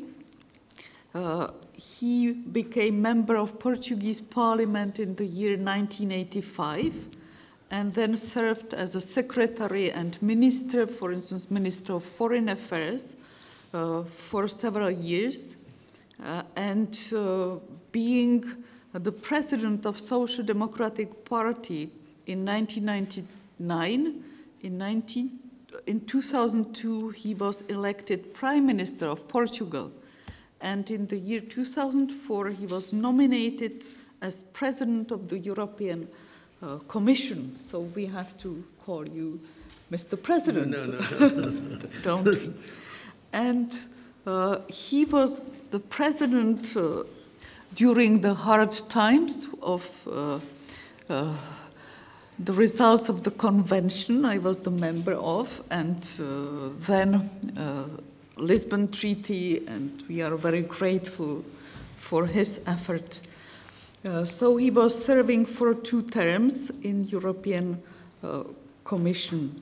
And he has got also history as academic, or also presence, being visiting professor at Georgetown University, Princeton, and Geneva. So the topic is the role of academics in politics. Thank you very much. Thank you. Thank you, Professor Lenke Hovner, because of your very kind words of introduction. And let me say that it is indeed a pleasure to participate in this very important gathering at Charles University in Prague, also to commemorate the 100 years of the Czech Republic, Czechoslovakia. I really like to thank Rector Zimmer for his kind invitation, and also to start to tell you that I did not choose this title of my talk today, the role of academics in politics. It came from the university, probably because I have been an accidental academic and also an accidental, by the way, very prone to accidents, politician. In fact, I started in Lisbon as teaching assistant at the Law University. Then I went to Geneva, where I was 6 years, also teaching assistant at the university in the Department of Political Science. Then I was going to politics. I was supposed to be there only for 1 year, because it was a minority government. The Prime Minister said to me, come, because it's a minority government, you will fall very quickly. We fell, but then we had a majority, and I stayed for 10 years in the government. And then I went to the United States, to Georgetown University. After being foreign minister, they invited me to be visiting professor there. And I came back to politics to lead my party. We won the election, I became prime minister. Then I became president of the European Commission, 10 very challenging years. And then I was visiting professor at Princeton, and today I'm also teaching at the University of Catholic University of Portugal in Lisbon, where I lead the Center for European Studies, and also at the Graduate Institute of International Studies in Geneva. So when some politicians say that they love education, in my case it is true. I really like education. I believe education is a fundamental issue for us in Europe, and I will mention that a little bit later. That's why I'm also very proud to be a member of the board of Europeum and to participate in this gathering where Europeum, together with the League of European Research Universities, with UNICA, with the Coimbra Group, are part of. I think also that we need to do more in terms of global education. That's why I'm participating in efforts in a commission that was led by Gordon Brown to raise more financing for education globally, namely for the developing world. The reality is education is underfunded compared with other domains of development. For instance, if you compare education with health, the reality is that there are, with infrastructures, it's much easier from a political point of view to fund a road or to fund a dam or to fund a bridge, because we see the results in 2 or 3 years, than to fund education. And in fact, we are trying to raise money for a global initiative for education. I'm also a member of the Global Business Coalition for Education, trying to raise awareness of this very important issue for global development. In the European Commission, we have been working on the issue of education for many years. We are going to listen to the current developments. But let me tell that one of my most interesting memories of the European Commission was what we have done for financing education and research in Europe, namely the creation of Horizon 2020.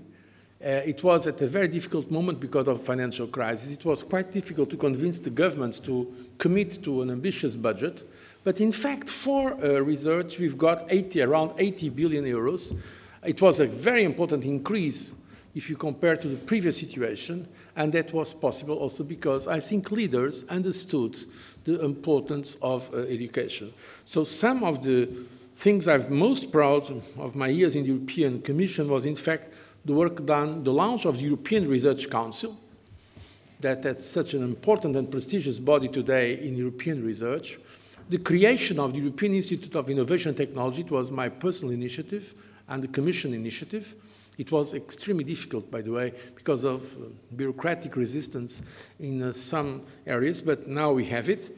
And of course, Horizon 2020, besides the reinforcement of some other initiatives that already existed, like the iconic Erasmus program that was reinforced as Erasmus Plus program, and many other mechanisms of cooperation at European level, from the shares Jean Monnet to many other networks that I really believe are important. As you know, education from a legal point of view, it's a national competence. It is a national competence, so it's not an integrated European policy like others, like the common agricultural policy or the common fisheries policy. And so it's always difficult for the European institutions to justify what we do collectively, but when we think that in spite of all that, it was possible to establish all those programs and creating progressively a European research area, I think we should, in fact, recognize that the European Commission and European institutions have been doing a very important and positive role. And so I think this is the answer to the first point in this talk. What is the role of academics in politics? It is when they are in a position of political power or influence to support education. To support education, to support universities, to support research, to support science and technology. And I think we should also remind all those in power positions that this is very much a decisive issue for us in a society, but also specifically in Europe. Because we are living in a very competitive world. And And now that I'm no longer in political capacity, so my level of sincerity can grow every day, so I can tell you that I'm worried. I'm worried because when I see what's going on in the world, I think there is a possibility that we lose our competitive advantage in Europe in terms of education and science. Others are investing more than we are. And while I'm in favor of competition, I'm in favor of competition in a framework of cooperation and not confrontation. I really believe that Europe has to do more, and this can be done at European level. I really believe that the national level is not enough because all our countries, including the biggest countries in Europe, as you know, there is a famous saying of a former Belgian prime minister who said, in Europe, all countries are small. The problem is that some have not yet noticed it. All our countries are small when we compare with the United States of America or with China or with Russia. In fact, we are relatively small. We need the European scale, not because of we want to eliminate our national identities and our national traditions, not because we want to reinforce just some kind of bureaucratic power in Brussels or elsewhere, but because this is the only way we have in this very challenging and competitive world to leverage our capacities to act globally. So this comes not only from European idealism. I remain a very committed European. More than ever, I believe that we need a strong European Union. But it's not because of my European idealism. It's because of realpolitik considerations that I'm saying this. If we want to count in the world, if we want to defend our values and our interests in the world, we cannot do it without a strong mechanism of cooperation at European level, including, by the way, in research, science, education, and technology and innovation. The other issue I'd like to mention in terms of the role of academics in politics or what we can do collectively, academics or politicians or both, is precisely the issue of responsibility, not in terms of funding, but in terms of the debate and the quality of the debate. We know that the vocation for politics and science are different. By the way, to my students in Geneva, the first-year students, one of the required readings was the book of Max Weber, Le Savant et le Politique. In fact, two conferences, Politik als Wissenschaft and Politik als Beruf. So the difference between the qualities needed for science and the qualities needed for politics. But there was one point that I believe was very important in the essay of Weber, is the intuition for politics. And he defines that as a specific trait of the political vocation, the intuition for politics. And what is our intuition about what is today happening in the world? I really believe that there is a very interesting development in the world today. Now we have the highest level of literacy in the world in history. So the levels of education today in Europe and in the world are much higher than ever before. Literacy, education in general, in fact, analphabetism is going down. So we have to take note of this fact, that while the levels of literacy and education are higher than ever before, on average, the reality is that in our democracies, the levels of education, civility, and rationality in the political debate are probably lower than ever before. How is it possible? How is it possible that with a higher education on average, we have in fact a lower level of sophistication, rationality, civility in the political and overall in the public debate? It's a paradox, but it's true. The reality is that never before we had, as we have today, in our democracies, and I'm now restricting to democracies because the authoritarian regimes are different in many regards, we never had so high levels of vulgarity, primitive arguments, nasty and also oversimplistic political discourse. And this happens, on average, we have more educated populations. So we should be in principle, expecting more civilized, more rational, more informed, more sophisticated kind of political debate. How was this possible? There are many reasons. I think one of them is because we have been witnessing a shift to what became acceptable in the public sphere. What before was politically unthinkable, at least we could not say it. It was probably thinkable, but not ready to be said publicly. Now it is said, and it enters the public sphere. We will say that the grammar of acceptability in the public discourse has changed dramatically. And this has to do probably with the fact that language is extremely important from this point of view, has now changed because of a derive, because of a shift to a more populistic, let's use the word populistic, development in the world. And that populism comes associated with the rise and spread of social media. And this is changing fundamentally the nature of communication and the nature of politics. What we are witnessing is in fact a revolution. And we have been speaking about Mr. Trump. Trump is in fact the symbol of this fundamental change in global political communication. So that shows that in fact democratization also, democratization of learning, democratization of studies, brought massification. And as Alexis de Tocqueville has said in his great seminal book, De la Démocratie en Amérique, in fact, massification brings sometimes elements that are not beautiful to see.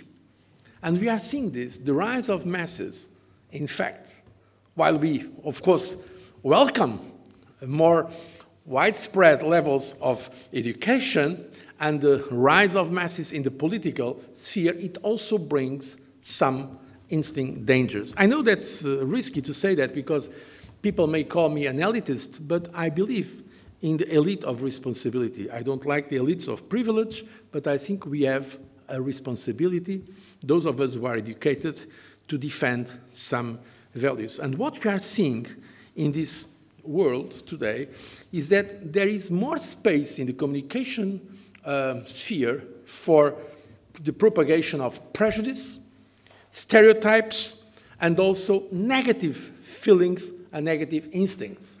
And so there is more space for the propagation of sentiments like nationalism, nativism, xenophobia, and even racism. And that's what we are seeing today in the public sphere. Populism is in fact an oversimplification of complex issues. And so what is our responsibility as academics or as politicians? I think it is pedagogy, the old word pedagogy, to make the case for knowledge, to make the case for rationality in debate, to explain to people that things are complex, that democracies are complex, that the European Union is complex and sometimes difficult to read. But I don't think the solution is for us to give up on that debate and to think that debate is lost in advance. I think, on the contrary, we have to learn to deal with new instruments, but to propagate a message where values, and the word values comes to my mind here, are important. That we are speaking about a battle for values. This is important not only, by the way, in Europe and in all our countries, but also globally, because that battle for values will determine who is going to lead the global order, if there is an order, because there is a possibility of a global disorder. But if the global order is an order based on openness or on the contrary of openness. And the issue of the universities is to see if they are or not, and I believe they are, at least most of them are clearly in favor of openness. By definition, by the very word universitas, by the very concept of university, we are or should be, I think, for openness. So I believe that when we look at Europe, in fact, we are doing better than others. That's reality. Even if we have, we heard that in the previous panel, we have our own problems, including inside the European Union. Having said that, when you compare what's going on globally in terms of xenophobia, of nationalism, and of the political discourse, I think the fact that we are better than them should not be a reason to fall in complacency. In fact, we should try to avoid any form of complacency. And we are here in Europe still in a position where we can defend freedom, including, of course, the important value of academic freedom, based also in our values that were mentioned brilliantly in the previous debate, the values of humanism. So I believe that Europe has, in fact, the tools to win that debate. I know that today it's more fashionable, I call it the intellectual glamour of pessimism, it's more fashionable to be pessimistic. But when you think strategically, I really think that Europe has the assets, the capacity, the critical capacity, the tradition to fight back against those negative sentiments we are seeing today in the public and political debate. And for that, the role of universities is critically important. So whatever we can do together on our own country, but also together as European universities, and also outside, is very important. First of all, let me tell you, because it's a matter of current interest, I think one of the points we have to highlight is that our concept in Europe should not be a parochial one. It's not just about European, it's about Europe. For me, it makes no sense, whatever the result of Brexit will be, that we separate Britain from the rest of Europe, or Switzerland from the rest of Europe. We need to at least to have this level of European universities. So with European Union and other countries that are close to the European Union. In fact, some of them are very much integrated, even if they do not participate in the institution. So we need that European level. And from that, we can go to the rest of the world, of course, being open, but at the same time, being able to come to that debate with an affirmative and assertive position of defending the European values. And European values have been established through centuries also, like we see here in this university, with the importance of academic freedom and the value of freedom among others. So that was my message as an academic, accidental academic, and as an accidental politician, my confidence in the capacity of Europe and European universities to contribute to a global order based on freedom and respect of human dignity. I thank you for your attention.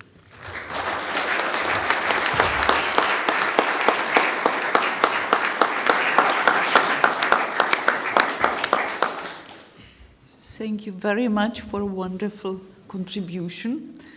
When you were mentioning academics, that they have to help academia to promote universities once being politicians, but I also think that even though that the word an expert is sort of dirty word now, but we know that many colleagues work and help politicians, that they are preparing expertise, that this is also the way how we can still hopefully be helpful.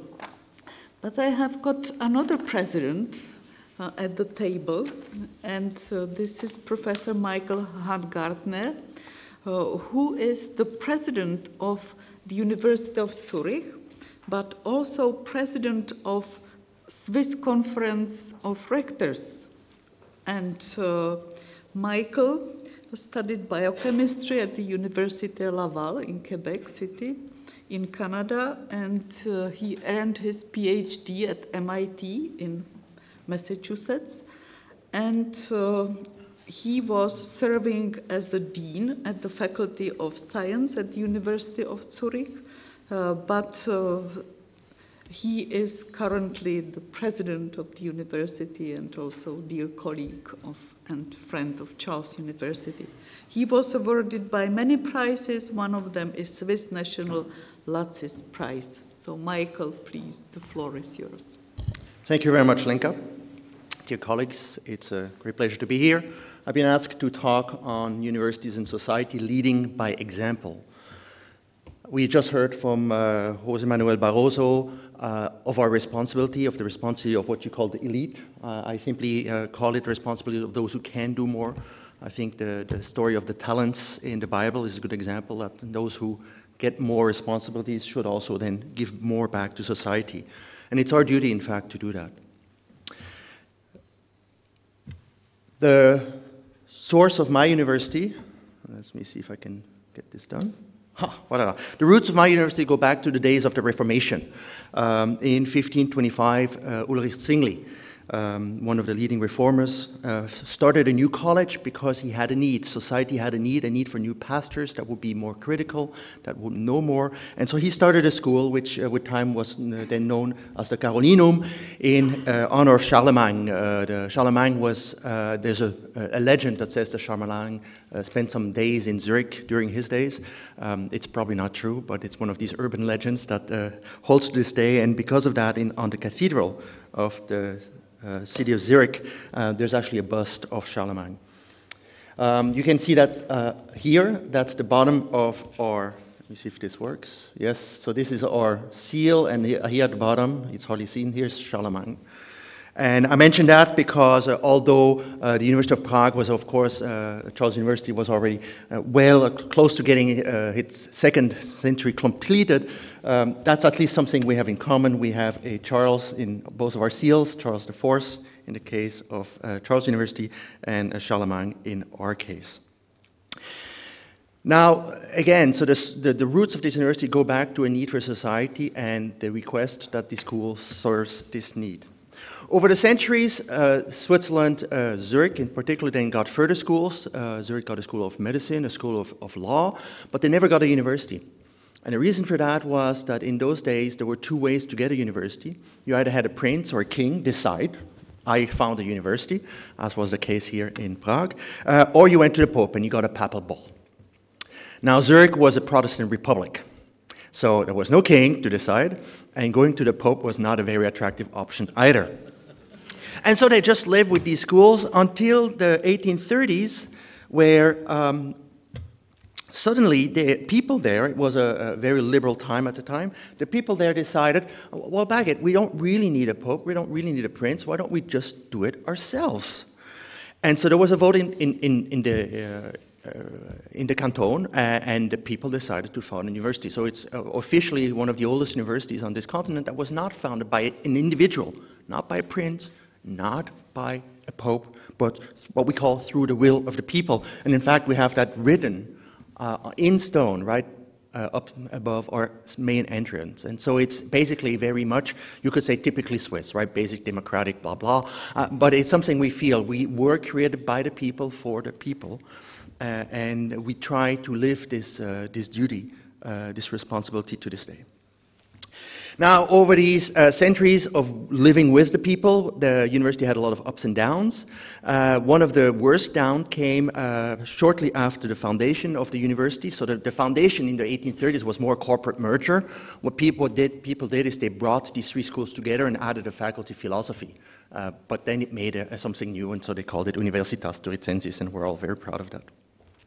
Now, shortly after this new university, who felt, I would say, ebullient, maybe even a little bit of hubris, something bad happened. The university forgot where it was, who the people around was, and so they hired a theology professor who was so liberal that the people around could not accept that. And so something strange happened, something that I think rarely happens today. Whoops, sorry.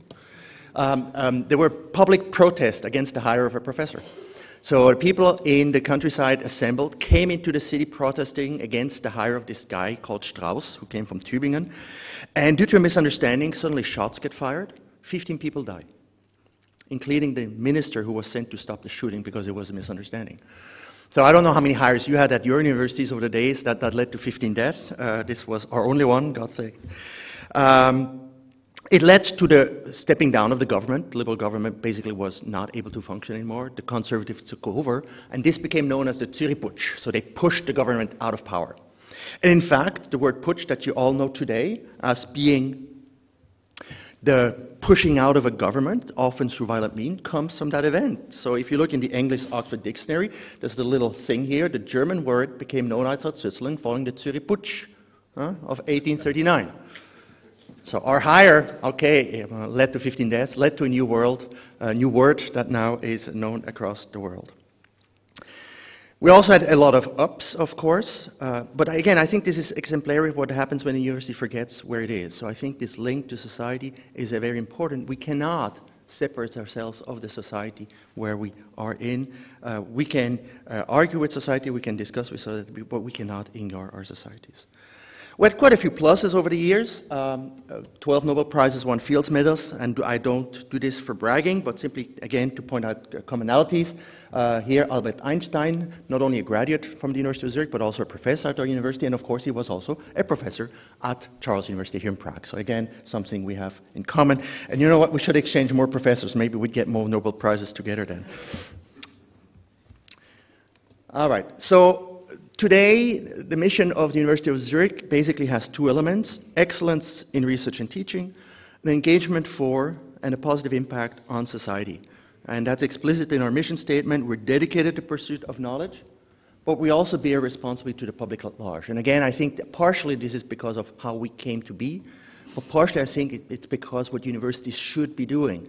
Yes, we're trees with branches all over the world, but we have roots, and these roots keep us in soil, and this soil is unique. And each university is unique because the soil in which it grows is also unique and different. So how can we do a positive impact in society? How can we demonstrate that we have this positive impact? Now, Luc yesterday showed us a few ways of doing that. Politicians love numbers. And so what we do, and of course what everybody else does, is you first do an economic impact study. And what you realize is that universities generally have an extremely positive impact. In our case, for every franc that we burn, the economy gains about 5 francs. So we're not a cost center, we're actually a profit center, if you want to see it from that point of view. Politicians love to hear that.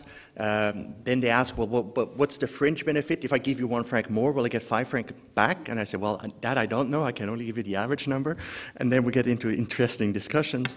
But I think basically there's good evidence that universities have, even if they don't try too hard, a positive impact on society. And in some cases, like in Leuven, they have an extremely positive impact in society.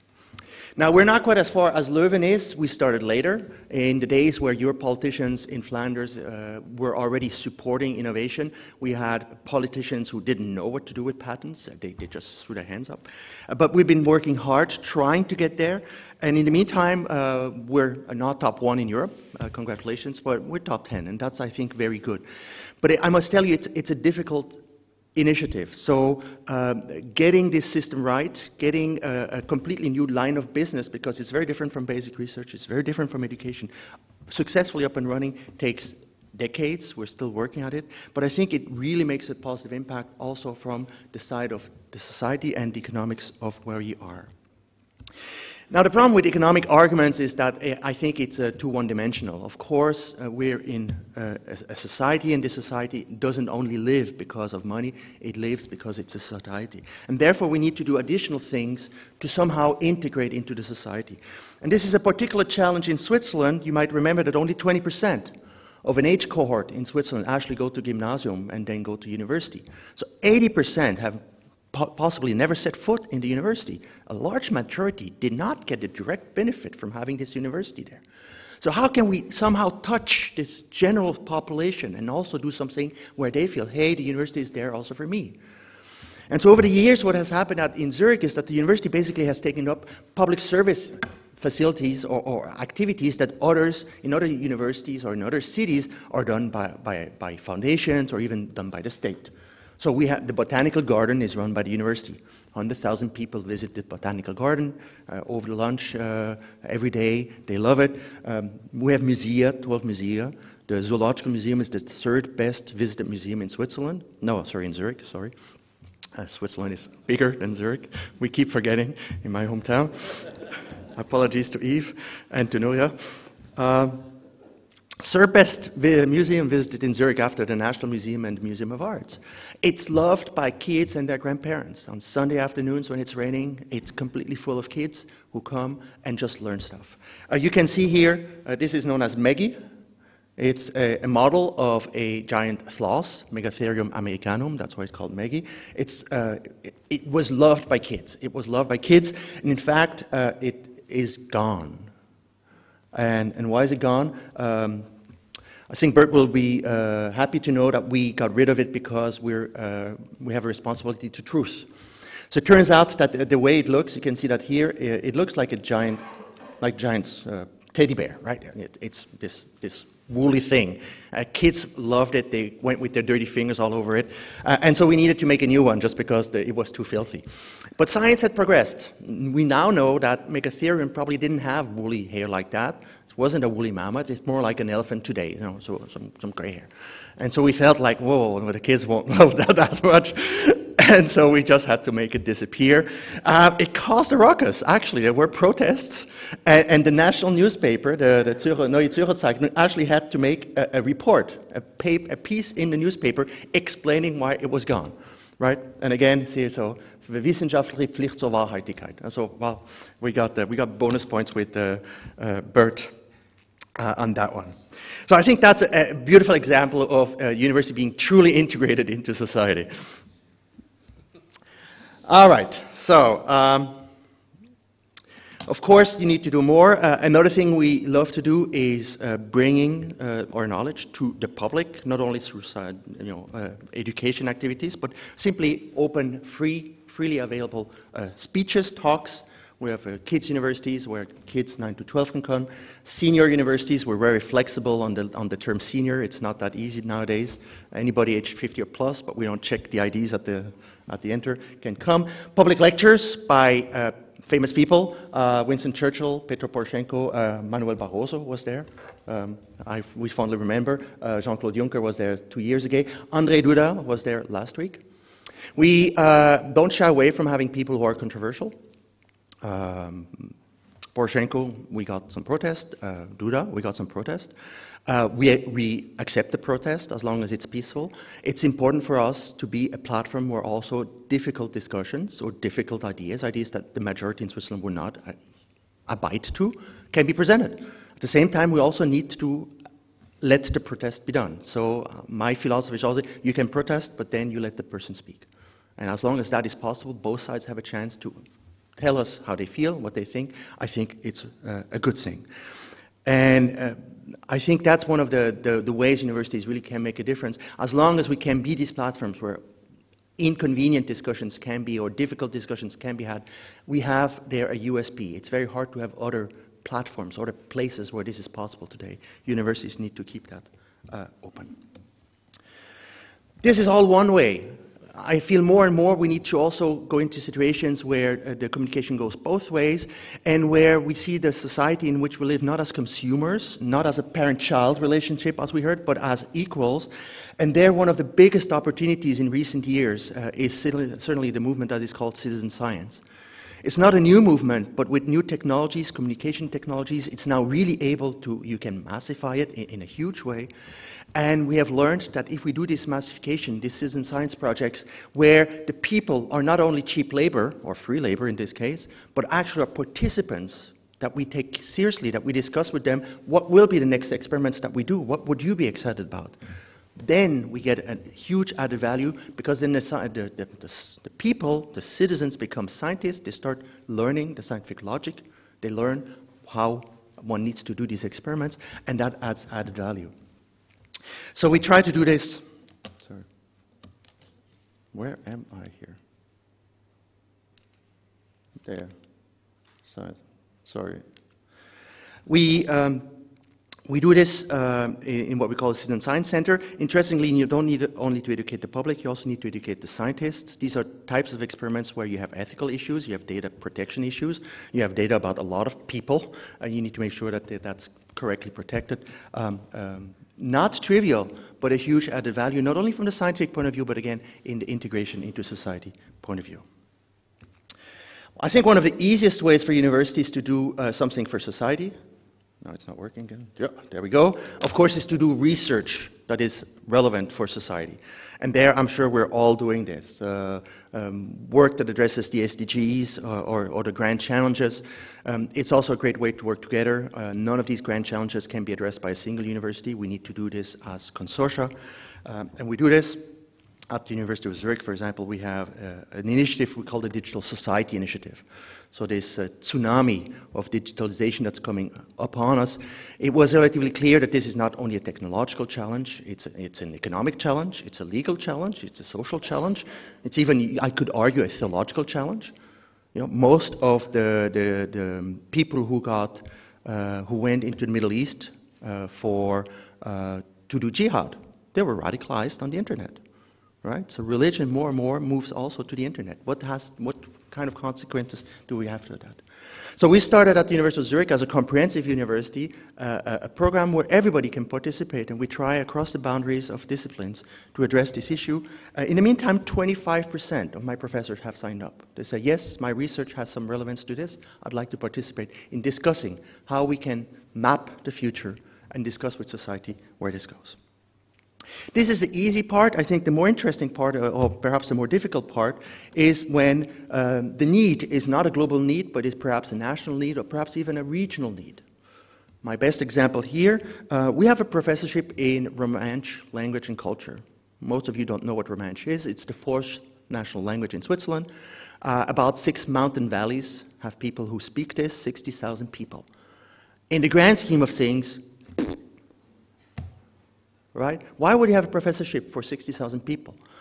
For these 60,000 people, this is the academic anchor of their culture. This is their future that we are studying here, right? Their past is their future. For them, it's extremely important.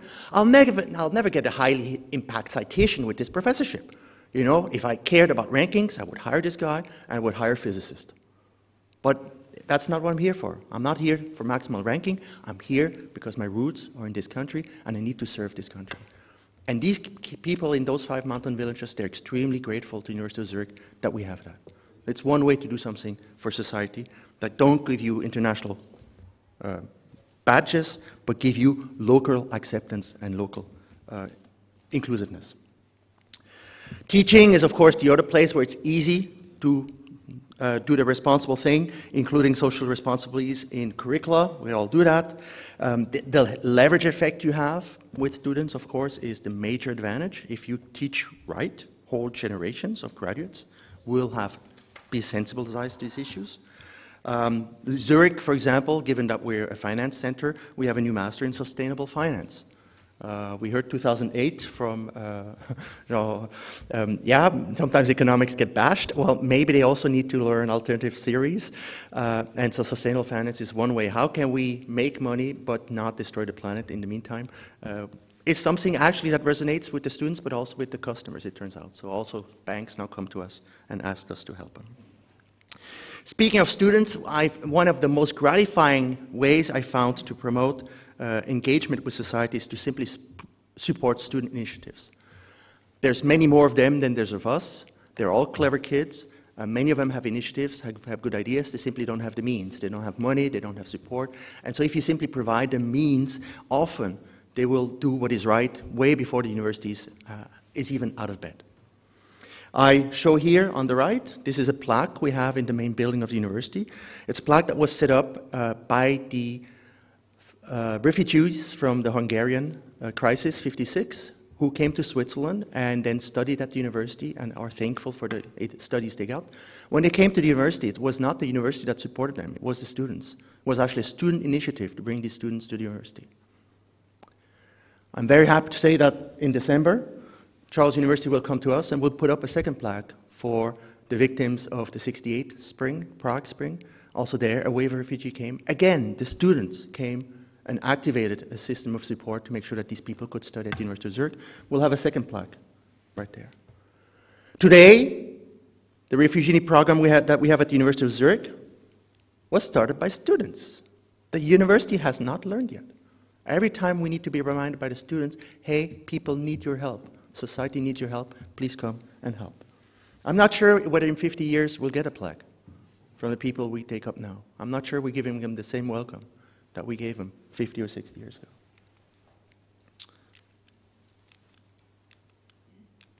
This is a very impulsive saying. Next to last thing we do is, of course, we need to walk the talk. Again, Leadership means actually doing what you proclaim. If you want to support sustainability, for example, you need to do it. One thing we found interesting is our guidelines for financial investment. So of course we want to invest responsibly. Again, sustainable finance. We've decided not only to use these guidelines for ourselves, but we gave them to all our professors who are on boards, who are on foundation boards, who are responsible for investments with entities that have nothing to do with the university. But our professors, as individuals, have a responsibility there. And we told them, why don't you take this personal responsibility and make sure that this foundation you're on, that this company you're on the board, also invests in a sustainable fashion. And that was actually taken up extremely well. And that shows you, in fact, that through our professorships, we also have links to society that we need to support much more. And in just the last year, we decided that we will explicitly start to support that. So Switzerland has a history of militia, how should I say, politics, so where people are not 100% politicians often, they do something on the side. And so we actually have in our professorships members of the upper house, of the lower house, of the national accountants, in the parliament of Canton Zurich. We have professional politicians who are at the same time professors in the university. And so these dual citizens, again, allow us to bring the university into politics, but also, again, bring the sensibility of society back into university.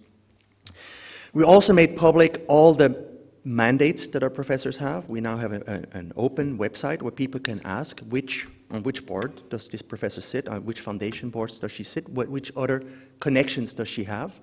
And we found that we had an extremely positive resonance to that in two senses. One, people were always a bit suspicious. Yeah, what are they doing when they're not teaching? Now they know, and it's fine. I think we can be proud of all these people. They're demanded in society, they're demanded in business. But second, 50% of them do nothing. They just are here for the university. And I think this is a very healthy balance. I'd like some of my professors to be active in society. And I'd like to also have some professors who are not forced to be active in society, who can concentrate on being in academia, in looking for the university, for the students, and for research. And this brings me to my take-home messages. My goodness.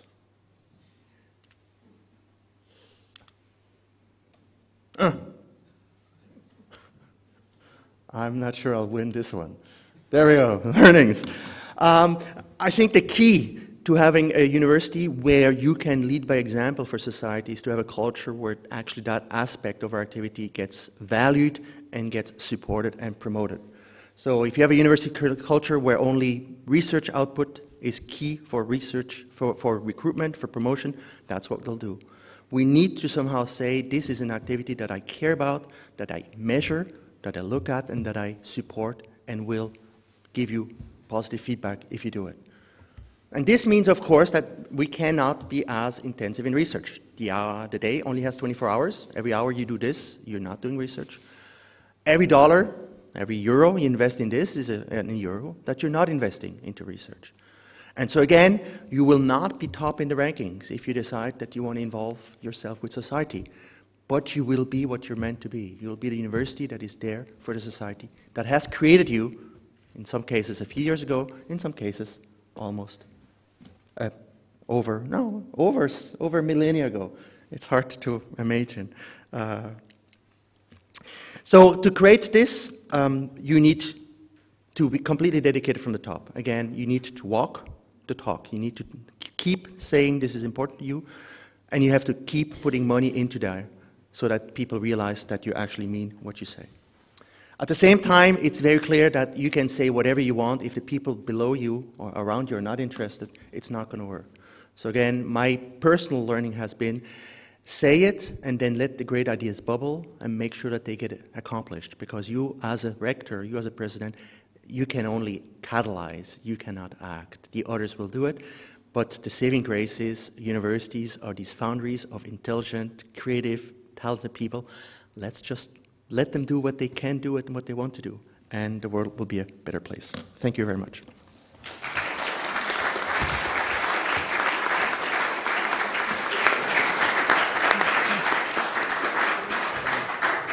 Thank you, Michael. It is always a pleasure to listen to you. Michael knows a lot of nice jokes, so maybe in the debate he can tell you some of them. from university environment, of course.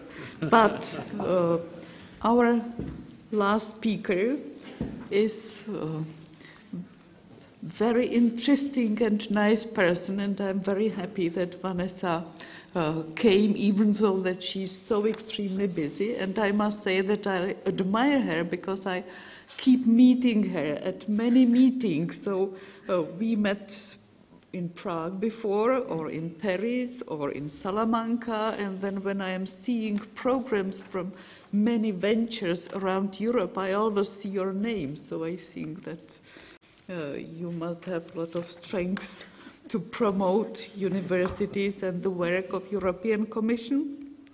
Vanessa de Bier-Santon is a head of the higher unit at the DG for Education, Youth, Sports and Culture at the European Commission, and is responsible for European higher education policies and programs, including the higher education strand of Erasmus+. Before, she was working at Maria Sklodowska-Curie Action in DG Research and Innovation, and she has got also experiences with the real life, working for petroleum and chemical companies. And Vanessa will be speaking about a new project which was launched by European Commission yesterday, and this is European University Alliances project. So please, Vanessa, the floor is yours.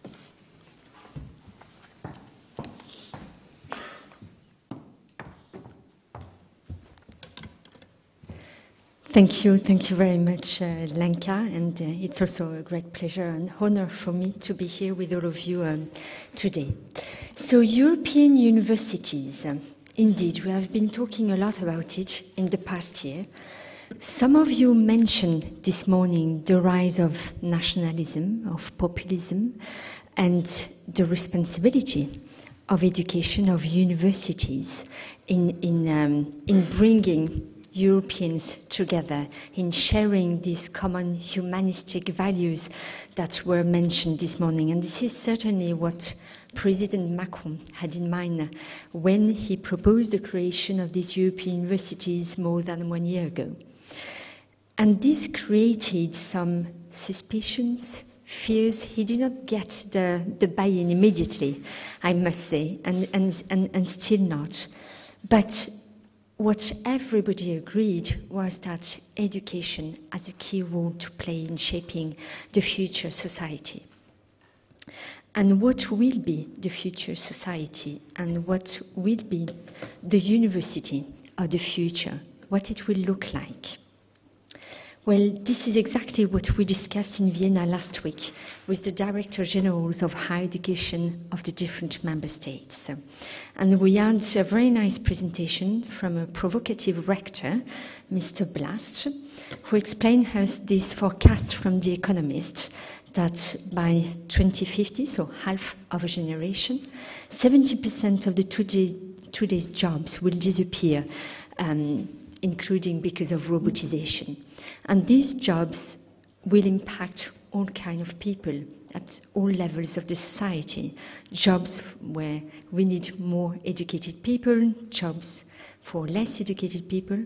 So what will be the role of humans and of people in this future society? The next battle between the continents, some predict, will be the battle of intelligence. And it is important to make sure that all people can access this intelligence and this education. And this is why our commissioner, oops. Okay. I feel better now. Yes, you too? Good. I feel less bad as well. Thank you. So, and it was mentioned as well by some of you this morning. We should remove walls between innovation, excellence, and inclusion. Make sure that everybody, so the non-traditional students, but also the students that have brilliant talents but might not fit with the current systems, more mature students, all of them can get access to knowledge and to higher education. But of course, this should not start at higher education. It should start much earlier, at school education, vocational and education training. So this is why the Commission has proposed to build a European education area by 2025. A European education area where we would remove all barriers to mobility, allowing teachers, learners, professors, researchers to move freely within that area. So these European universities concept had to be co-created and co-developed together with all the higher education institutions, student organizations, member states, and the Commission to use that opportunity, the opportunity that we have, the mandate that has been given to us by the head of state and government to build the universities of the future.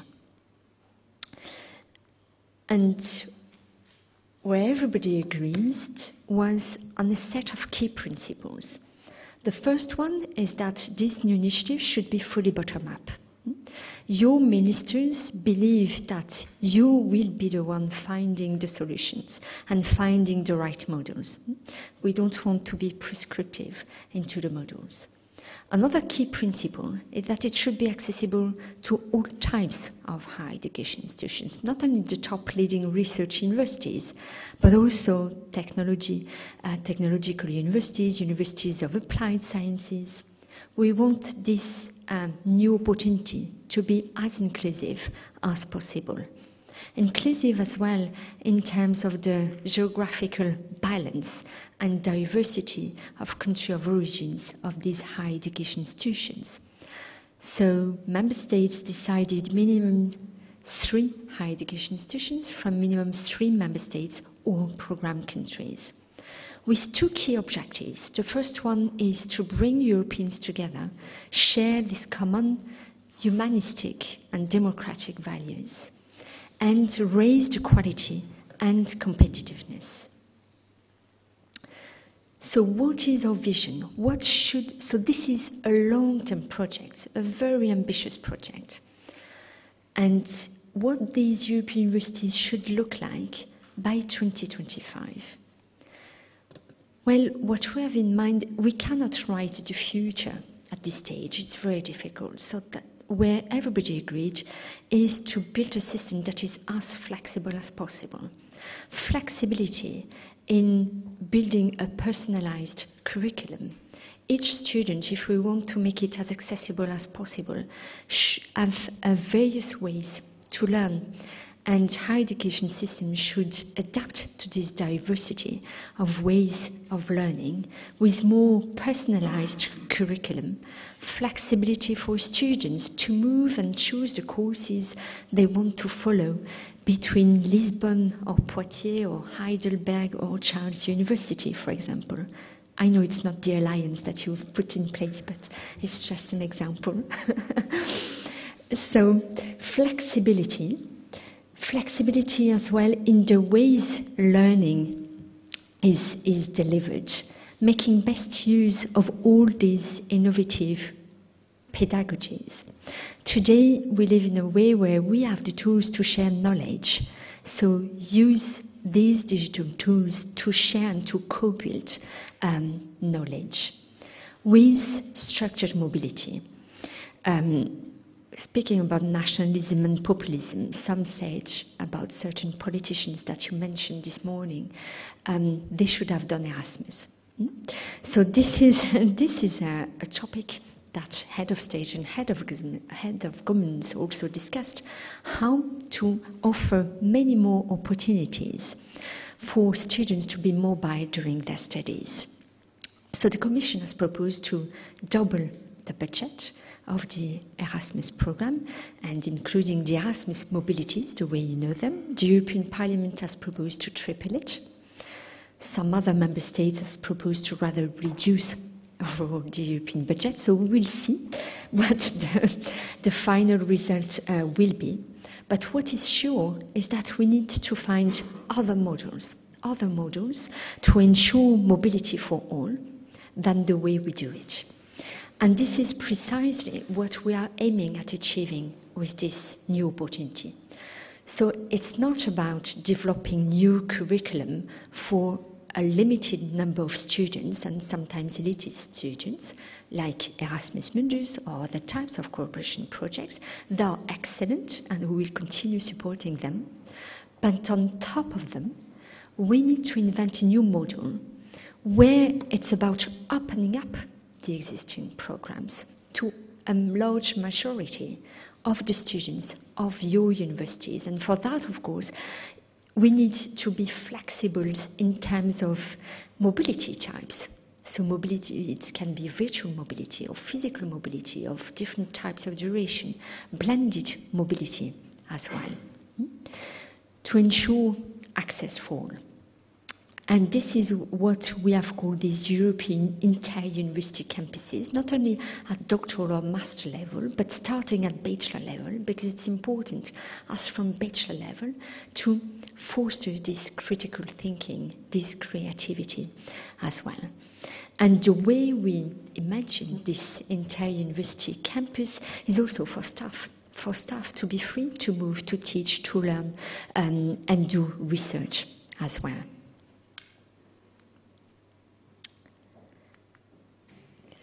But also, it's important to look at a challenge-based approach. It's what we want is to educate the young generation to be able to find the solutions to the current challenges that society is facing. You talked about climate change, about finding new renewable sources of energy, tackle aging population. And for this, it's important to educate young people to be able to work together between different disciplines, from different backgrounds.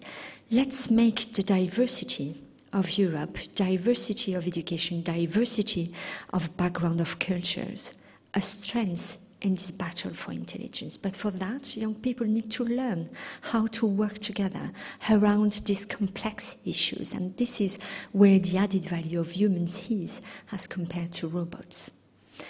And this is a unique opportunity as well to bring the three missions of universities together: education, research, and innovation. Making students working with academics, researchers, and all the society on these broad and complex issues that we will not impose. It will be the choice of universities to propose them. And finally, we lack these, I would say, these precursors of the universities of the future to act as role models for all the others, to share their best practices on how to implement the key Bologna principles and other key European policies, to share it with all higher education institutions in Europe so that all can really raise their capacity in that direction. But this, of course, if we want to achieve such a very ambitious model, it requires a mix of a top-down and bottom-up approach. It requires new dedicated cooperation structures. So it needs a vision of a rector or of a chancellor or a president, together with the support of all the staff and students at all the different levels of your organizations, through a shared and integrated and common strategy and vision for how these European universities will look like by 2020 and how to reach it.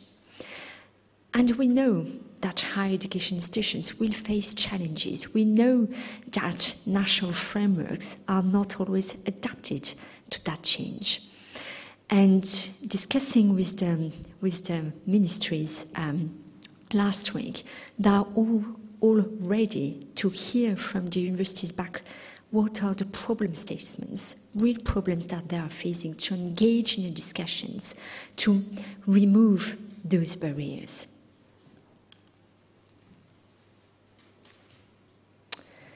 So now the how to reach that vision is in your hands, is in the hands of the higher education institutions. And in that context is a very bottom-up approach. And to test this concept and the how, we have just launched yesterday a call. Another call will be launched next year as well. And what we want is to test different cooperation models to test this concept so that we can further improve it before it is mainstreamed in the next future program. So in this call, we will provide funding for a duration of 3 years. Obviously, 3 years is not enough to reach the objective that we have in mind, but it's a first step to learn from it, and possibly this pilot, if they show that they are in the right direction, will be able to receive additional support under the next framework. Of course, all this is conditional of the current negotiations. So the call is now live since yesterday. I know that a lot of you had already looked at it, and universities had until the end of February next year to apply. If I want to give you some advices, there are 5 award criteria, and you see here the importance of the relevance, meaning your mission. Where do you see you, your university or your alliance by 2025? So the description of your mission, your strategy will be very important, meaning how will you translate what I have just presented into your own context? What will make your model unique as compared to the others? Geographical balance, very important. The objective is to bring Europe together, so we expect it to be as inclusive as possible with universities from different parts of Europe. The quality of the proposal and the activities that will be proposed in terms of innovative pedagogies, in terms of being accessible to a wide diversity of student body. The quality of the cooperation of the partners. What is the added value and the complementarity of the universities? What is the glue? What do you have in common? And what are your strengths and complementarities that you put together?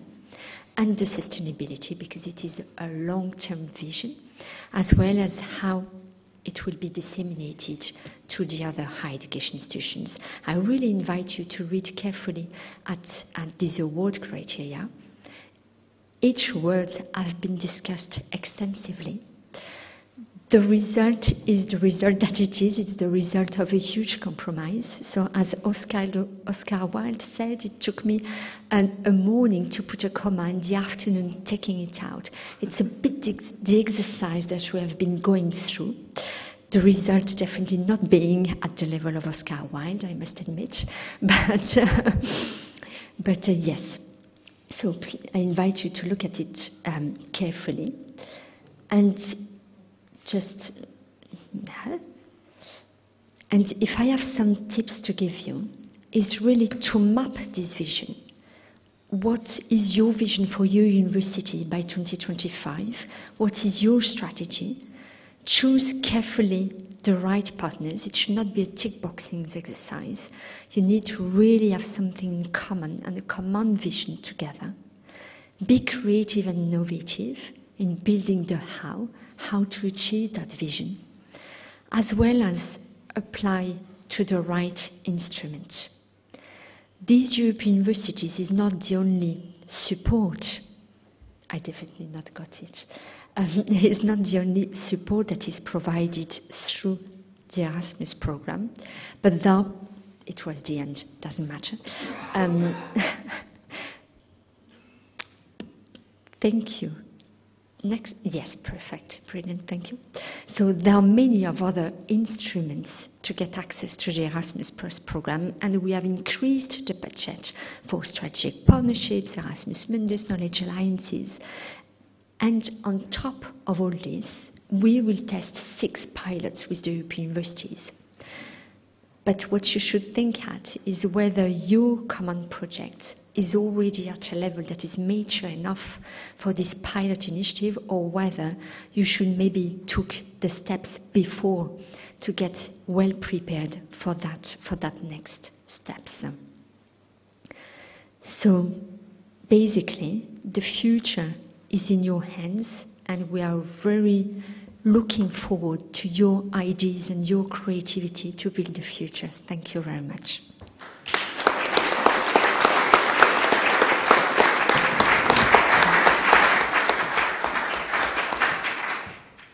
Vanessa, thank you very much. You saw how cautiously you were listened to, because I can see several alliances sitting in Patriotic Hall.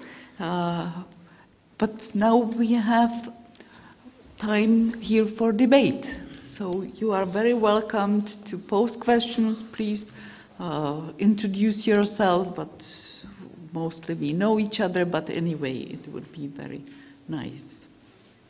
So Ludovic Tilly, chairperson of Coimbra Group. Yes, there is a microphone coming. Thank you, Lenka, for introducing. So my question is actually to Vanessa de Biais-Sainton, and it's about this indeed very ambitious European Universities Alliances initiative. Actually, the question is rather general. We all understood that indeed such a vision is very necessary, and we all commented during the past 2 days that indeed our universities much engage further with the society, and this is one of the possibilities to do so, to reach this objective. My comment is, however, that of course I know the reason, and you probably already know my question, that actually the budget that is allocated to this is actually very small, which means that even if we reach the target, which is about 20 alliances by 2025, even at this point, that will actually be, we are going to talk about 100 universities.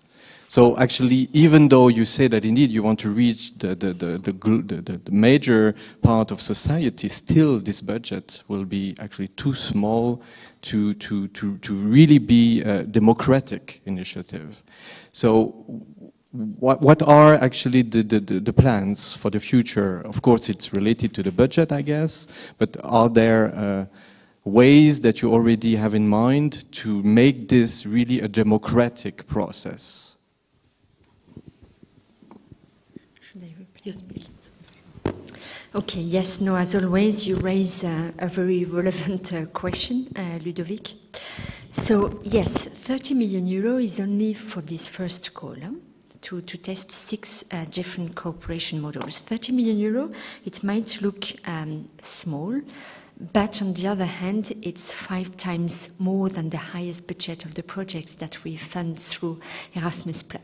So it's already a very good step. Also, we had to take into account that for this initiative to go through and to be accepted by all the member states in the Erasmus Plus Committee, it was important to show that it was an opportunity that came on top of all the rest, and not at the expense of Erasmus mobility or other types of cooperation projects. And we have actually increased the budget this year in 2019 for both mobility and other cooperation projects. This comes on top. So we had to find the budget for that. But as I said, it's already 5 times more than the other cooperation projects, and it should not be the only source of funding. And this is a topic that we are discussing all the time with the ministries. So there are some member states that have already declared that they will add up national funding on top of this. But there are as well, for those countries that might not have this national funding, the structural funds that can be used to support it. For the research and innovation dimension, there is Horizon 2020 in the current programmation. So this is how the ambition, I would say, can be reached. And then in the context of the next program, so as I said, the Commission has proposed to double the budget, so meaning that we have foreseen a reasonable amount of budget for this initiative. Now, of course, this will depend on the results of negotiations. You will see that in the legal base of the Erasmus program, we have foreseen synergies with many other European programs. Horizon Europe, obviously, to bring the 3 missions of universities together, but also with the structural funds, with as well new financial instruments, InvestEU as well. So we are looking at all the different possibilities to support this ambition project. Thank you. So there was Johnny Larsen, also Coimbra Group and Aarhus University. Yes, thank you very much. I'm still Johnny Larsen.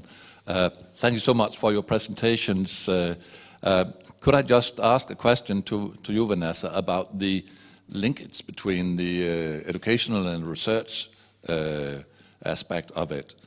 I've been spending many years, it feels, as a national expert in one of the program committees in Horizon 2020.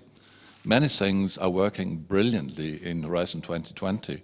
One of the things we haven't managed is to create a nexus between the research investment in Horizon 2020 and its character as a research base for education. We've talked about it many times. What are the sources? How do you transmit innovation into society? And my reply is always through our candidates, through our students, who are educated by people who work on the basis, research basis, funded often by Horizon 2020. So I wonder if you would be able to say something about a possible nexus, also between two big and important parts of the Commission. Yeah. Thank you. All right. So basically, so as I said, in the legal base of both Erasmus and Horizon Europe, there is this mention, the legal base, that there will be synergies built between the two programs, which is already the basis, because if we do not have that, then it's very difficult to implement. Now, I don't have yet the answers to your question, simply because we have 2 more years to look at the implementation before it starts in 2021. So which means that in parallel of the negotiations of the legal base, but what I have seen from the amendments proposed from the European Parliament, this is not something that is put into question, but rather reinforced. So that is good news from that point of view. And now we have 2 years together to see how this can be built smartly together. I see that there are other questions, but I'm afraid that because of the call, people will be asking too much Vanessa. So maybe I would like... I'm not jealous. Not jealous. No, but I was just thinking because it was very nice. They're rational, self-interested beings. But also we have to use the presence of 2 presidents, and then I thought maybe it would be interesting because Jose Manuel, when we were debating before the conference his contribution, he said that he will tell us the story about a politician and academic, and were there moments when you were feeling not comfortable as an academic being a politician, or how could you accommodate both? That's a question. Yes, please. Oh, sometimes it was kind of schizophrenic, I have to say, because in fact, as a at least former academic, I'm always making analysis. And so when I found myself in very important and difficult gatherings, for instance, in the G8 or in the G20 during the financial crisis, I could, of course, on one side I was participating in decision-making, representing with my colleagues from the European Union, representing the European Union, but at the same time being inside but being a little bit out, making an analysis how strange some of those things are. And this is it. I mean, I consider myself still too young to write my memoirs, but one day maybe I will, because it was, in fact, very fascinating times. One thing I can tell you is that one thing I've learned from my political experience is that political leaders at the highest levels of responsibility are, of course, people with the same frustrations, complexes, difficulties, ego problems that we all have. And this is extremely important. I was quite impressed to see how important it is in the decision-making at the highest geopolitical level, how important, for instance, the personal frustration of the people have an influence in their decisions, how their ego is a condition for the decision. And this is, for me, extremely, extremely important. Also probably inspired by my early readings of Max Weber on what is the vocation of politician. I think that. And one thing I can tell you is that when we are at the highest level of decision, in a very difficult moments, in crisis, from the financial crisis to, for instance, another area where I had to be present in many critical meetings, like Ukraine, the invasion of Ukraine, with President Putin and with, of course, the Europeans, from Chancellor Merkel to the President of France, the Prime Minister of Britain, President of the United States, several times, in NATO meetings as well, where we were, in fact, invited. The European Union, as you know, is not formally a member of NATO, but I was invited for those meetings. And I was seeing how, for instance, it's critically important resentment. For instance, I understand President Putin, for me, is a product of resentment. And I could go on making comments like that.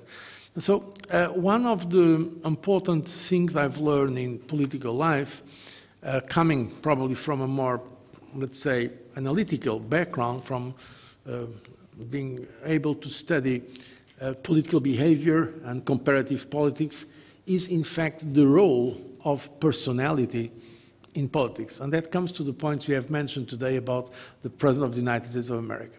This is why I think in terms of communication today, it's extremely important, the role of individuals. We are in a phase of massification, but the public is looking for some kind of authenticity in the messages.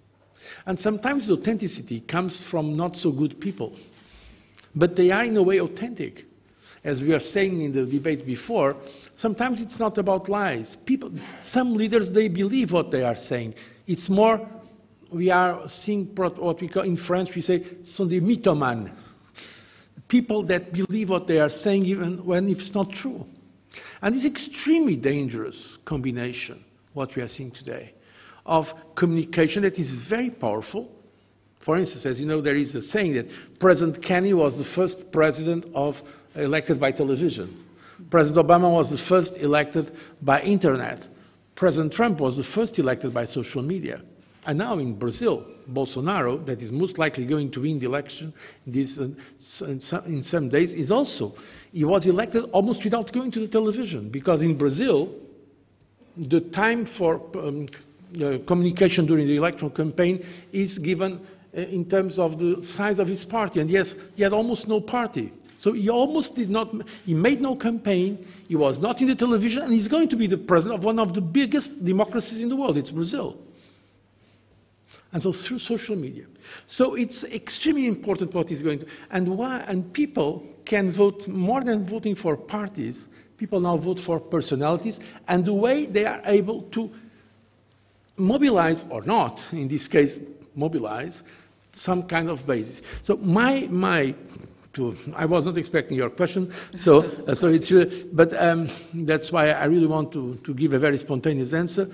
My conclusion is that in the age of globalization, in the age of massive communication, personality counts. And politicians at the highest level are as dependent as any person of the issues of personal frustrations, complex inhibitions, and so on. And I had the privilege of traveling between those two worlds, the world of academia and the world of political leadership, and I can tell you that we find the same kind of problems in both of them. Thank you. I was allowed one question, so please, yes, I saw that you were, yes, please, so very short one. Yeah, very short and very technical. Yes. But unfortunately we'll come back. Even so, I appreciate a lot of what President Barroso has said. You have mentioned at least 3 universities, but how many? You have an upper limit. The second, which I think brings a kind of tension in the fundamental of this construction. You said that all types of institutions, but also you said that we should have flexibility, and that flexibility means similar curriculum, and similar curriculum means basically similar types of institutions. So how can you explain that? And what kind of other institution should we bring in our European networks? Thank you. So it's minimum 3 higher education institutions. There is no limit, but there is a recommended size, which is between 5 and 8. So why between 5 and 8? But again, it's only a recommendation. It's a compromise between a limited number because of the level of ambition. So starting with such a level of ambition at 20 might be difficult to address. But still, because we want to see the creativity of the higher education institutions, we do not put any limit. You never know. Maybe some will be able to do it. And between 8, why? Because this geographical balance is so important, to bring universities from different parts of Europe. So this is the indication from the call. Then indeed inclusion in terms of all types of higher education institutions. And it's true that it's not easy.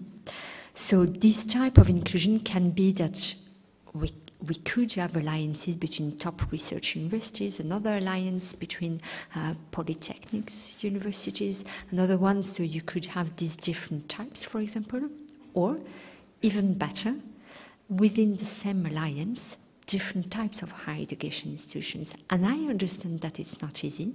I understand that it's a challenge. And we discussed it, that was one of the topics that we discussed last week in Vienna. Some propose that maybe it should start at national level. So you could imagine within an alliance, 2 institutions from the same country of different types, for example, because that proximity would make it easier.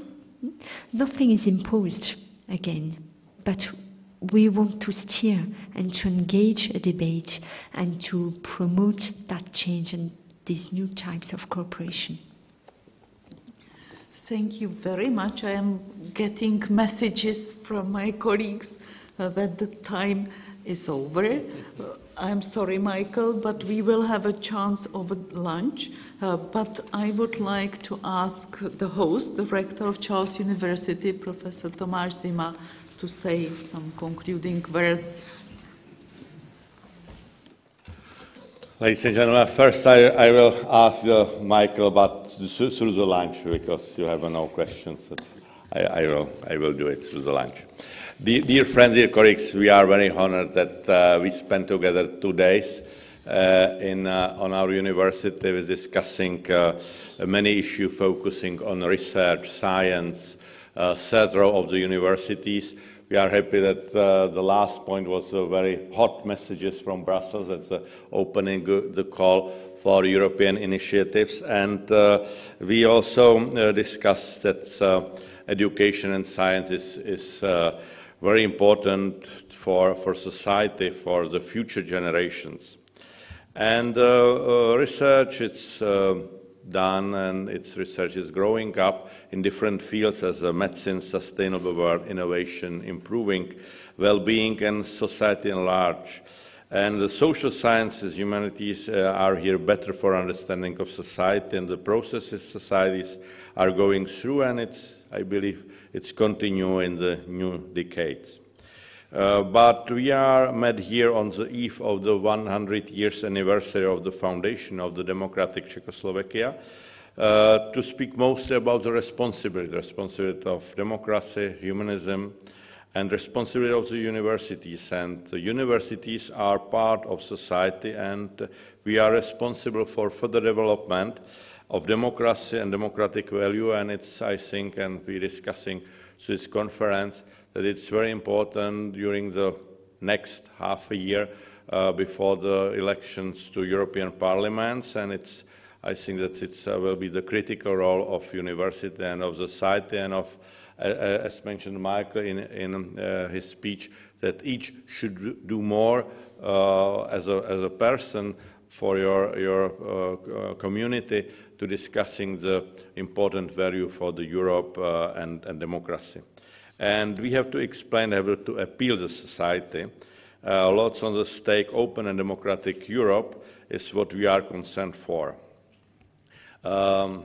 Yesterday, through the lunch, we discussing with the 4 representatives of university associations that we should do something more here when we are all together and discussing what's very important to one Europe, continental, islands, EU countries, non-EU countries, and these representatives working together through the conference and preparing and signed after this event the Prague appeal from Coimbra Group, Europeum, Leru, Unica, and Charles University on European education and research era.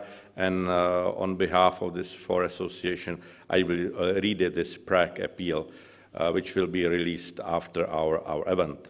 As European Organization of Universities, we express our concern regarding recent political developments and discussion potentially leading to a division of the existing European education, research and innovation landscape and its associated EU funding schemes. We want to stress that the European education and research areas can only develop and flourish further by remaining open to cross-border and international cooperation, regardless for the local political situation and constraints. This includes the mobility of students, teachers, researchers, academic staff and their families as one of the crucial elements of open and excellent European education and research areas. We call on EU decision makers to ensure that the future European programs, Erasmus and Horizon Europe, will continue to allow and even further develop education and research agreements with non-EU countries. In particular, Europe's first approach is generally undesirable. We believe that the open European education and research area are the only solution to address both European and global challenges to the benefit of citizens and democratic societies. We are here celebrating the important 100 years of the founding of Czechoslovakia. Let me quote a few words of the first President Tomáš Garrigue Masaryk when referring about Europe. The real federation of nations will happen at the moment when the nations will be free and decided themselves to unite. This is where the development of Europe is heading. Fortunately, we experience that. And he continued, Europe has to be united, but it doesn't mean homogeneous. On the contrary, the development is moving towards diversity and individualization. We could pass a message to Tomáš Garrigue Masaryk, Europe is united in diversity. Both it is a hard work and we will do everything to preserve and improve it. Dear friends, dear colleagues, thank you once again for coming to Prague. I believe that you will spend, some of you, our celebration in Grey Aula, enjoy the Prague, enjoy the Czech Republic, former Czechoslovakia, and I believe that we will see you in the future in the democratic and humanistic Europe. Thank you very much.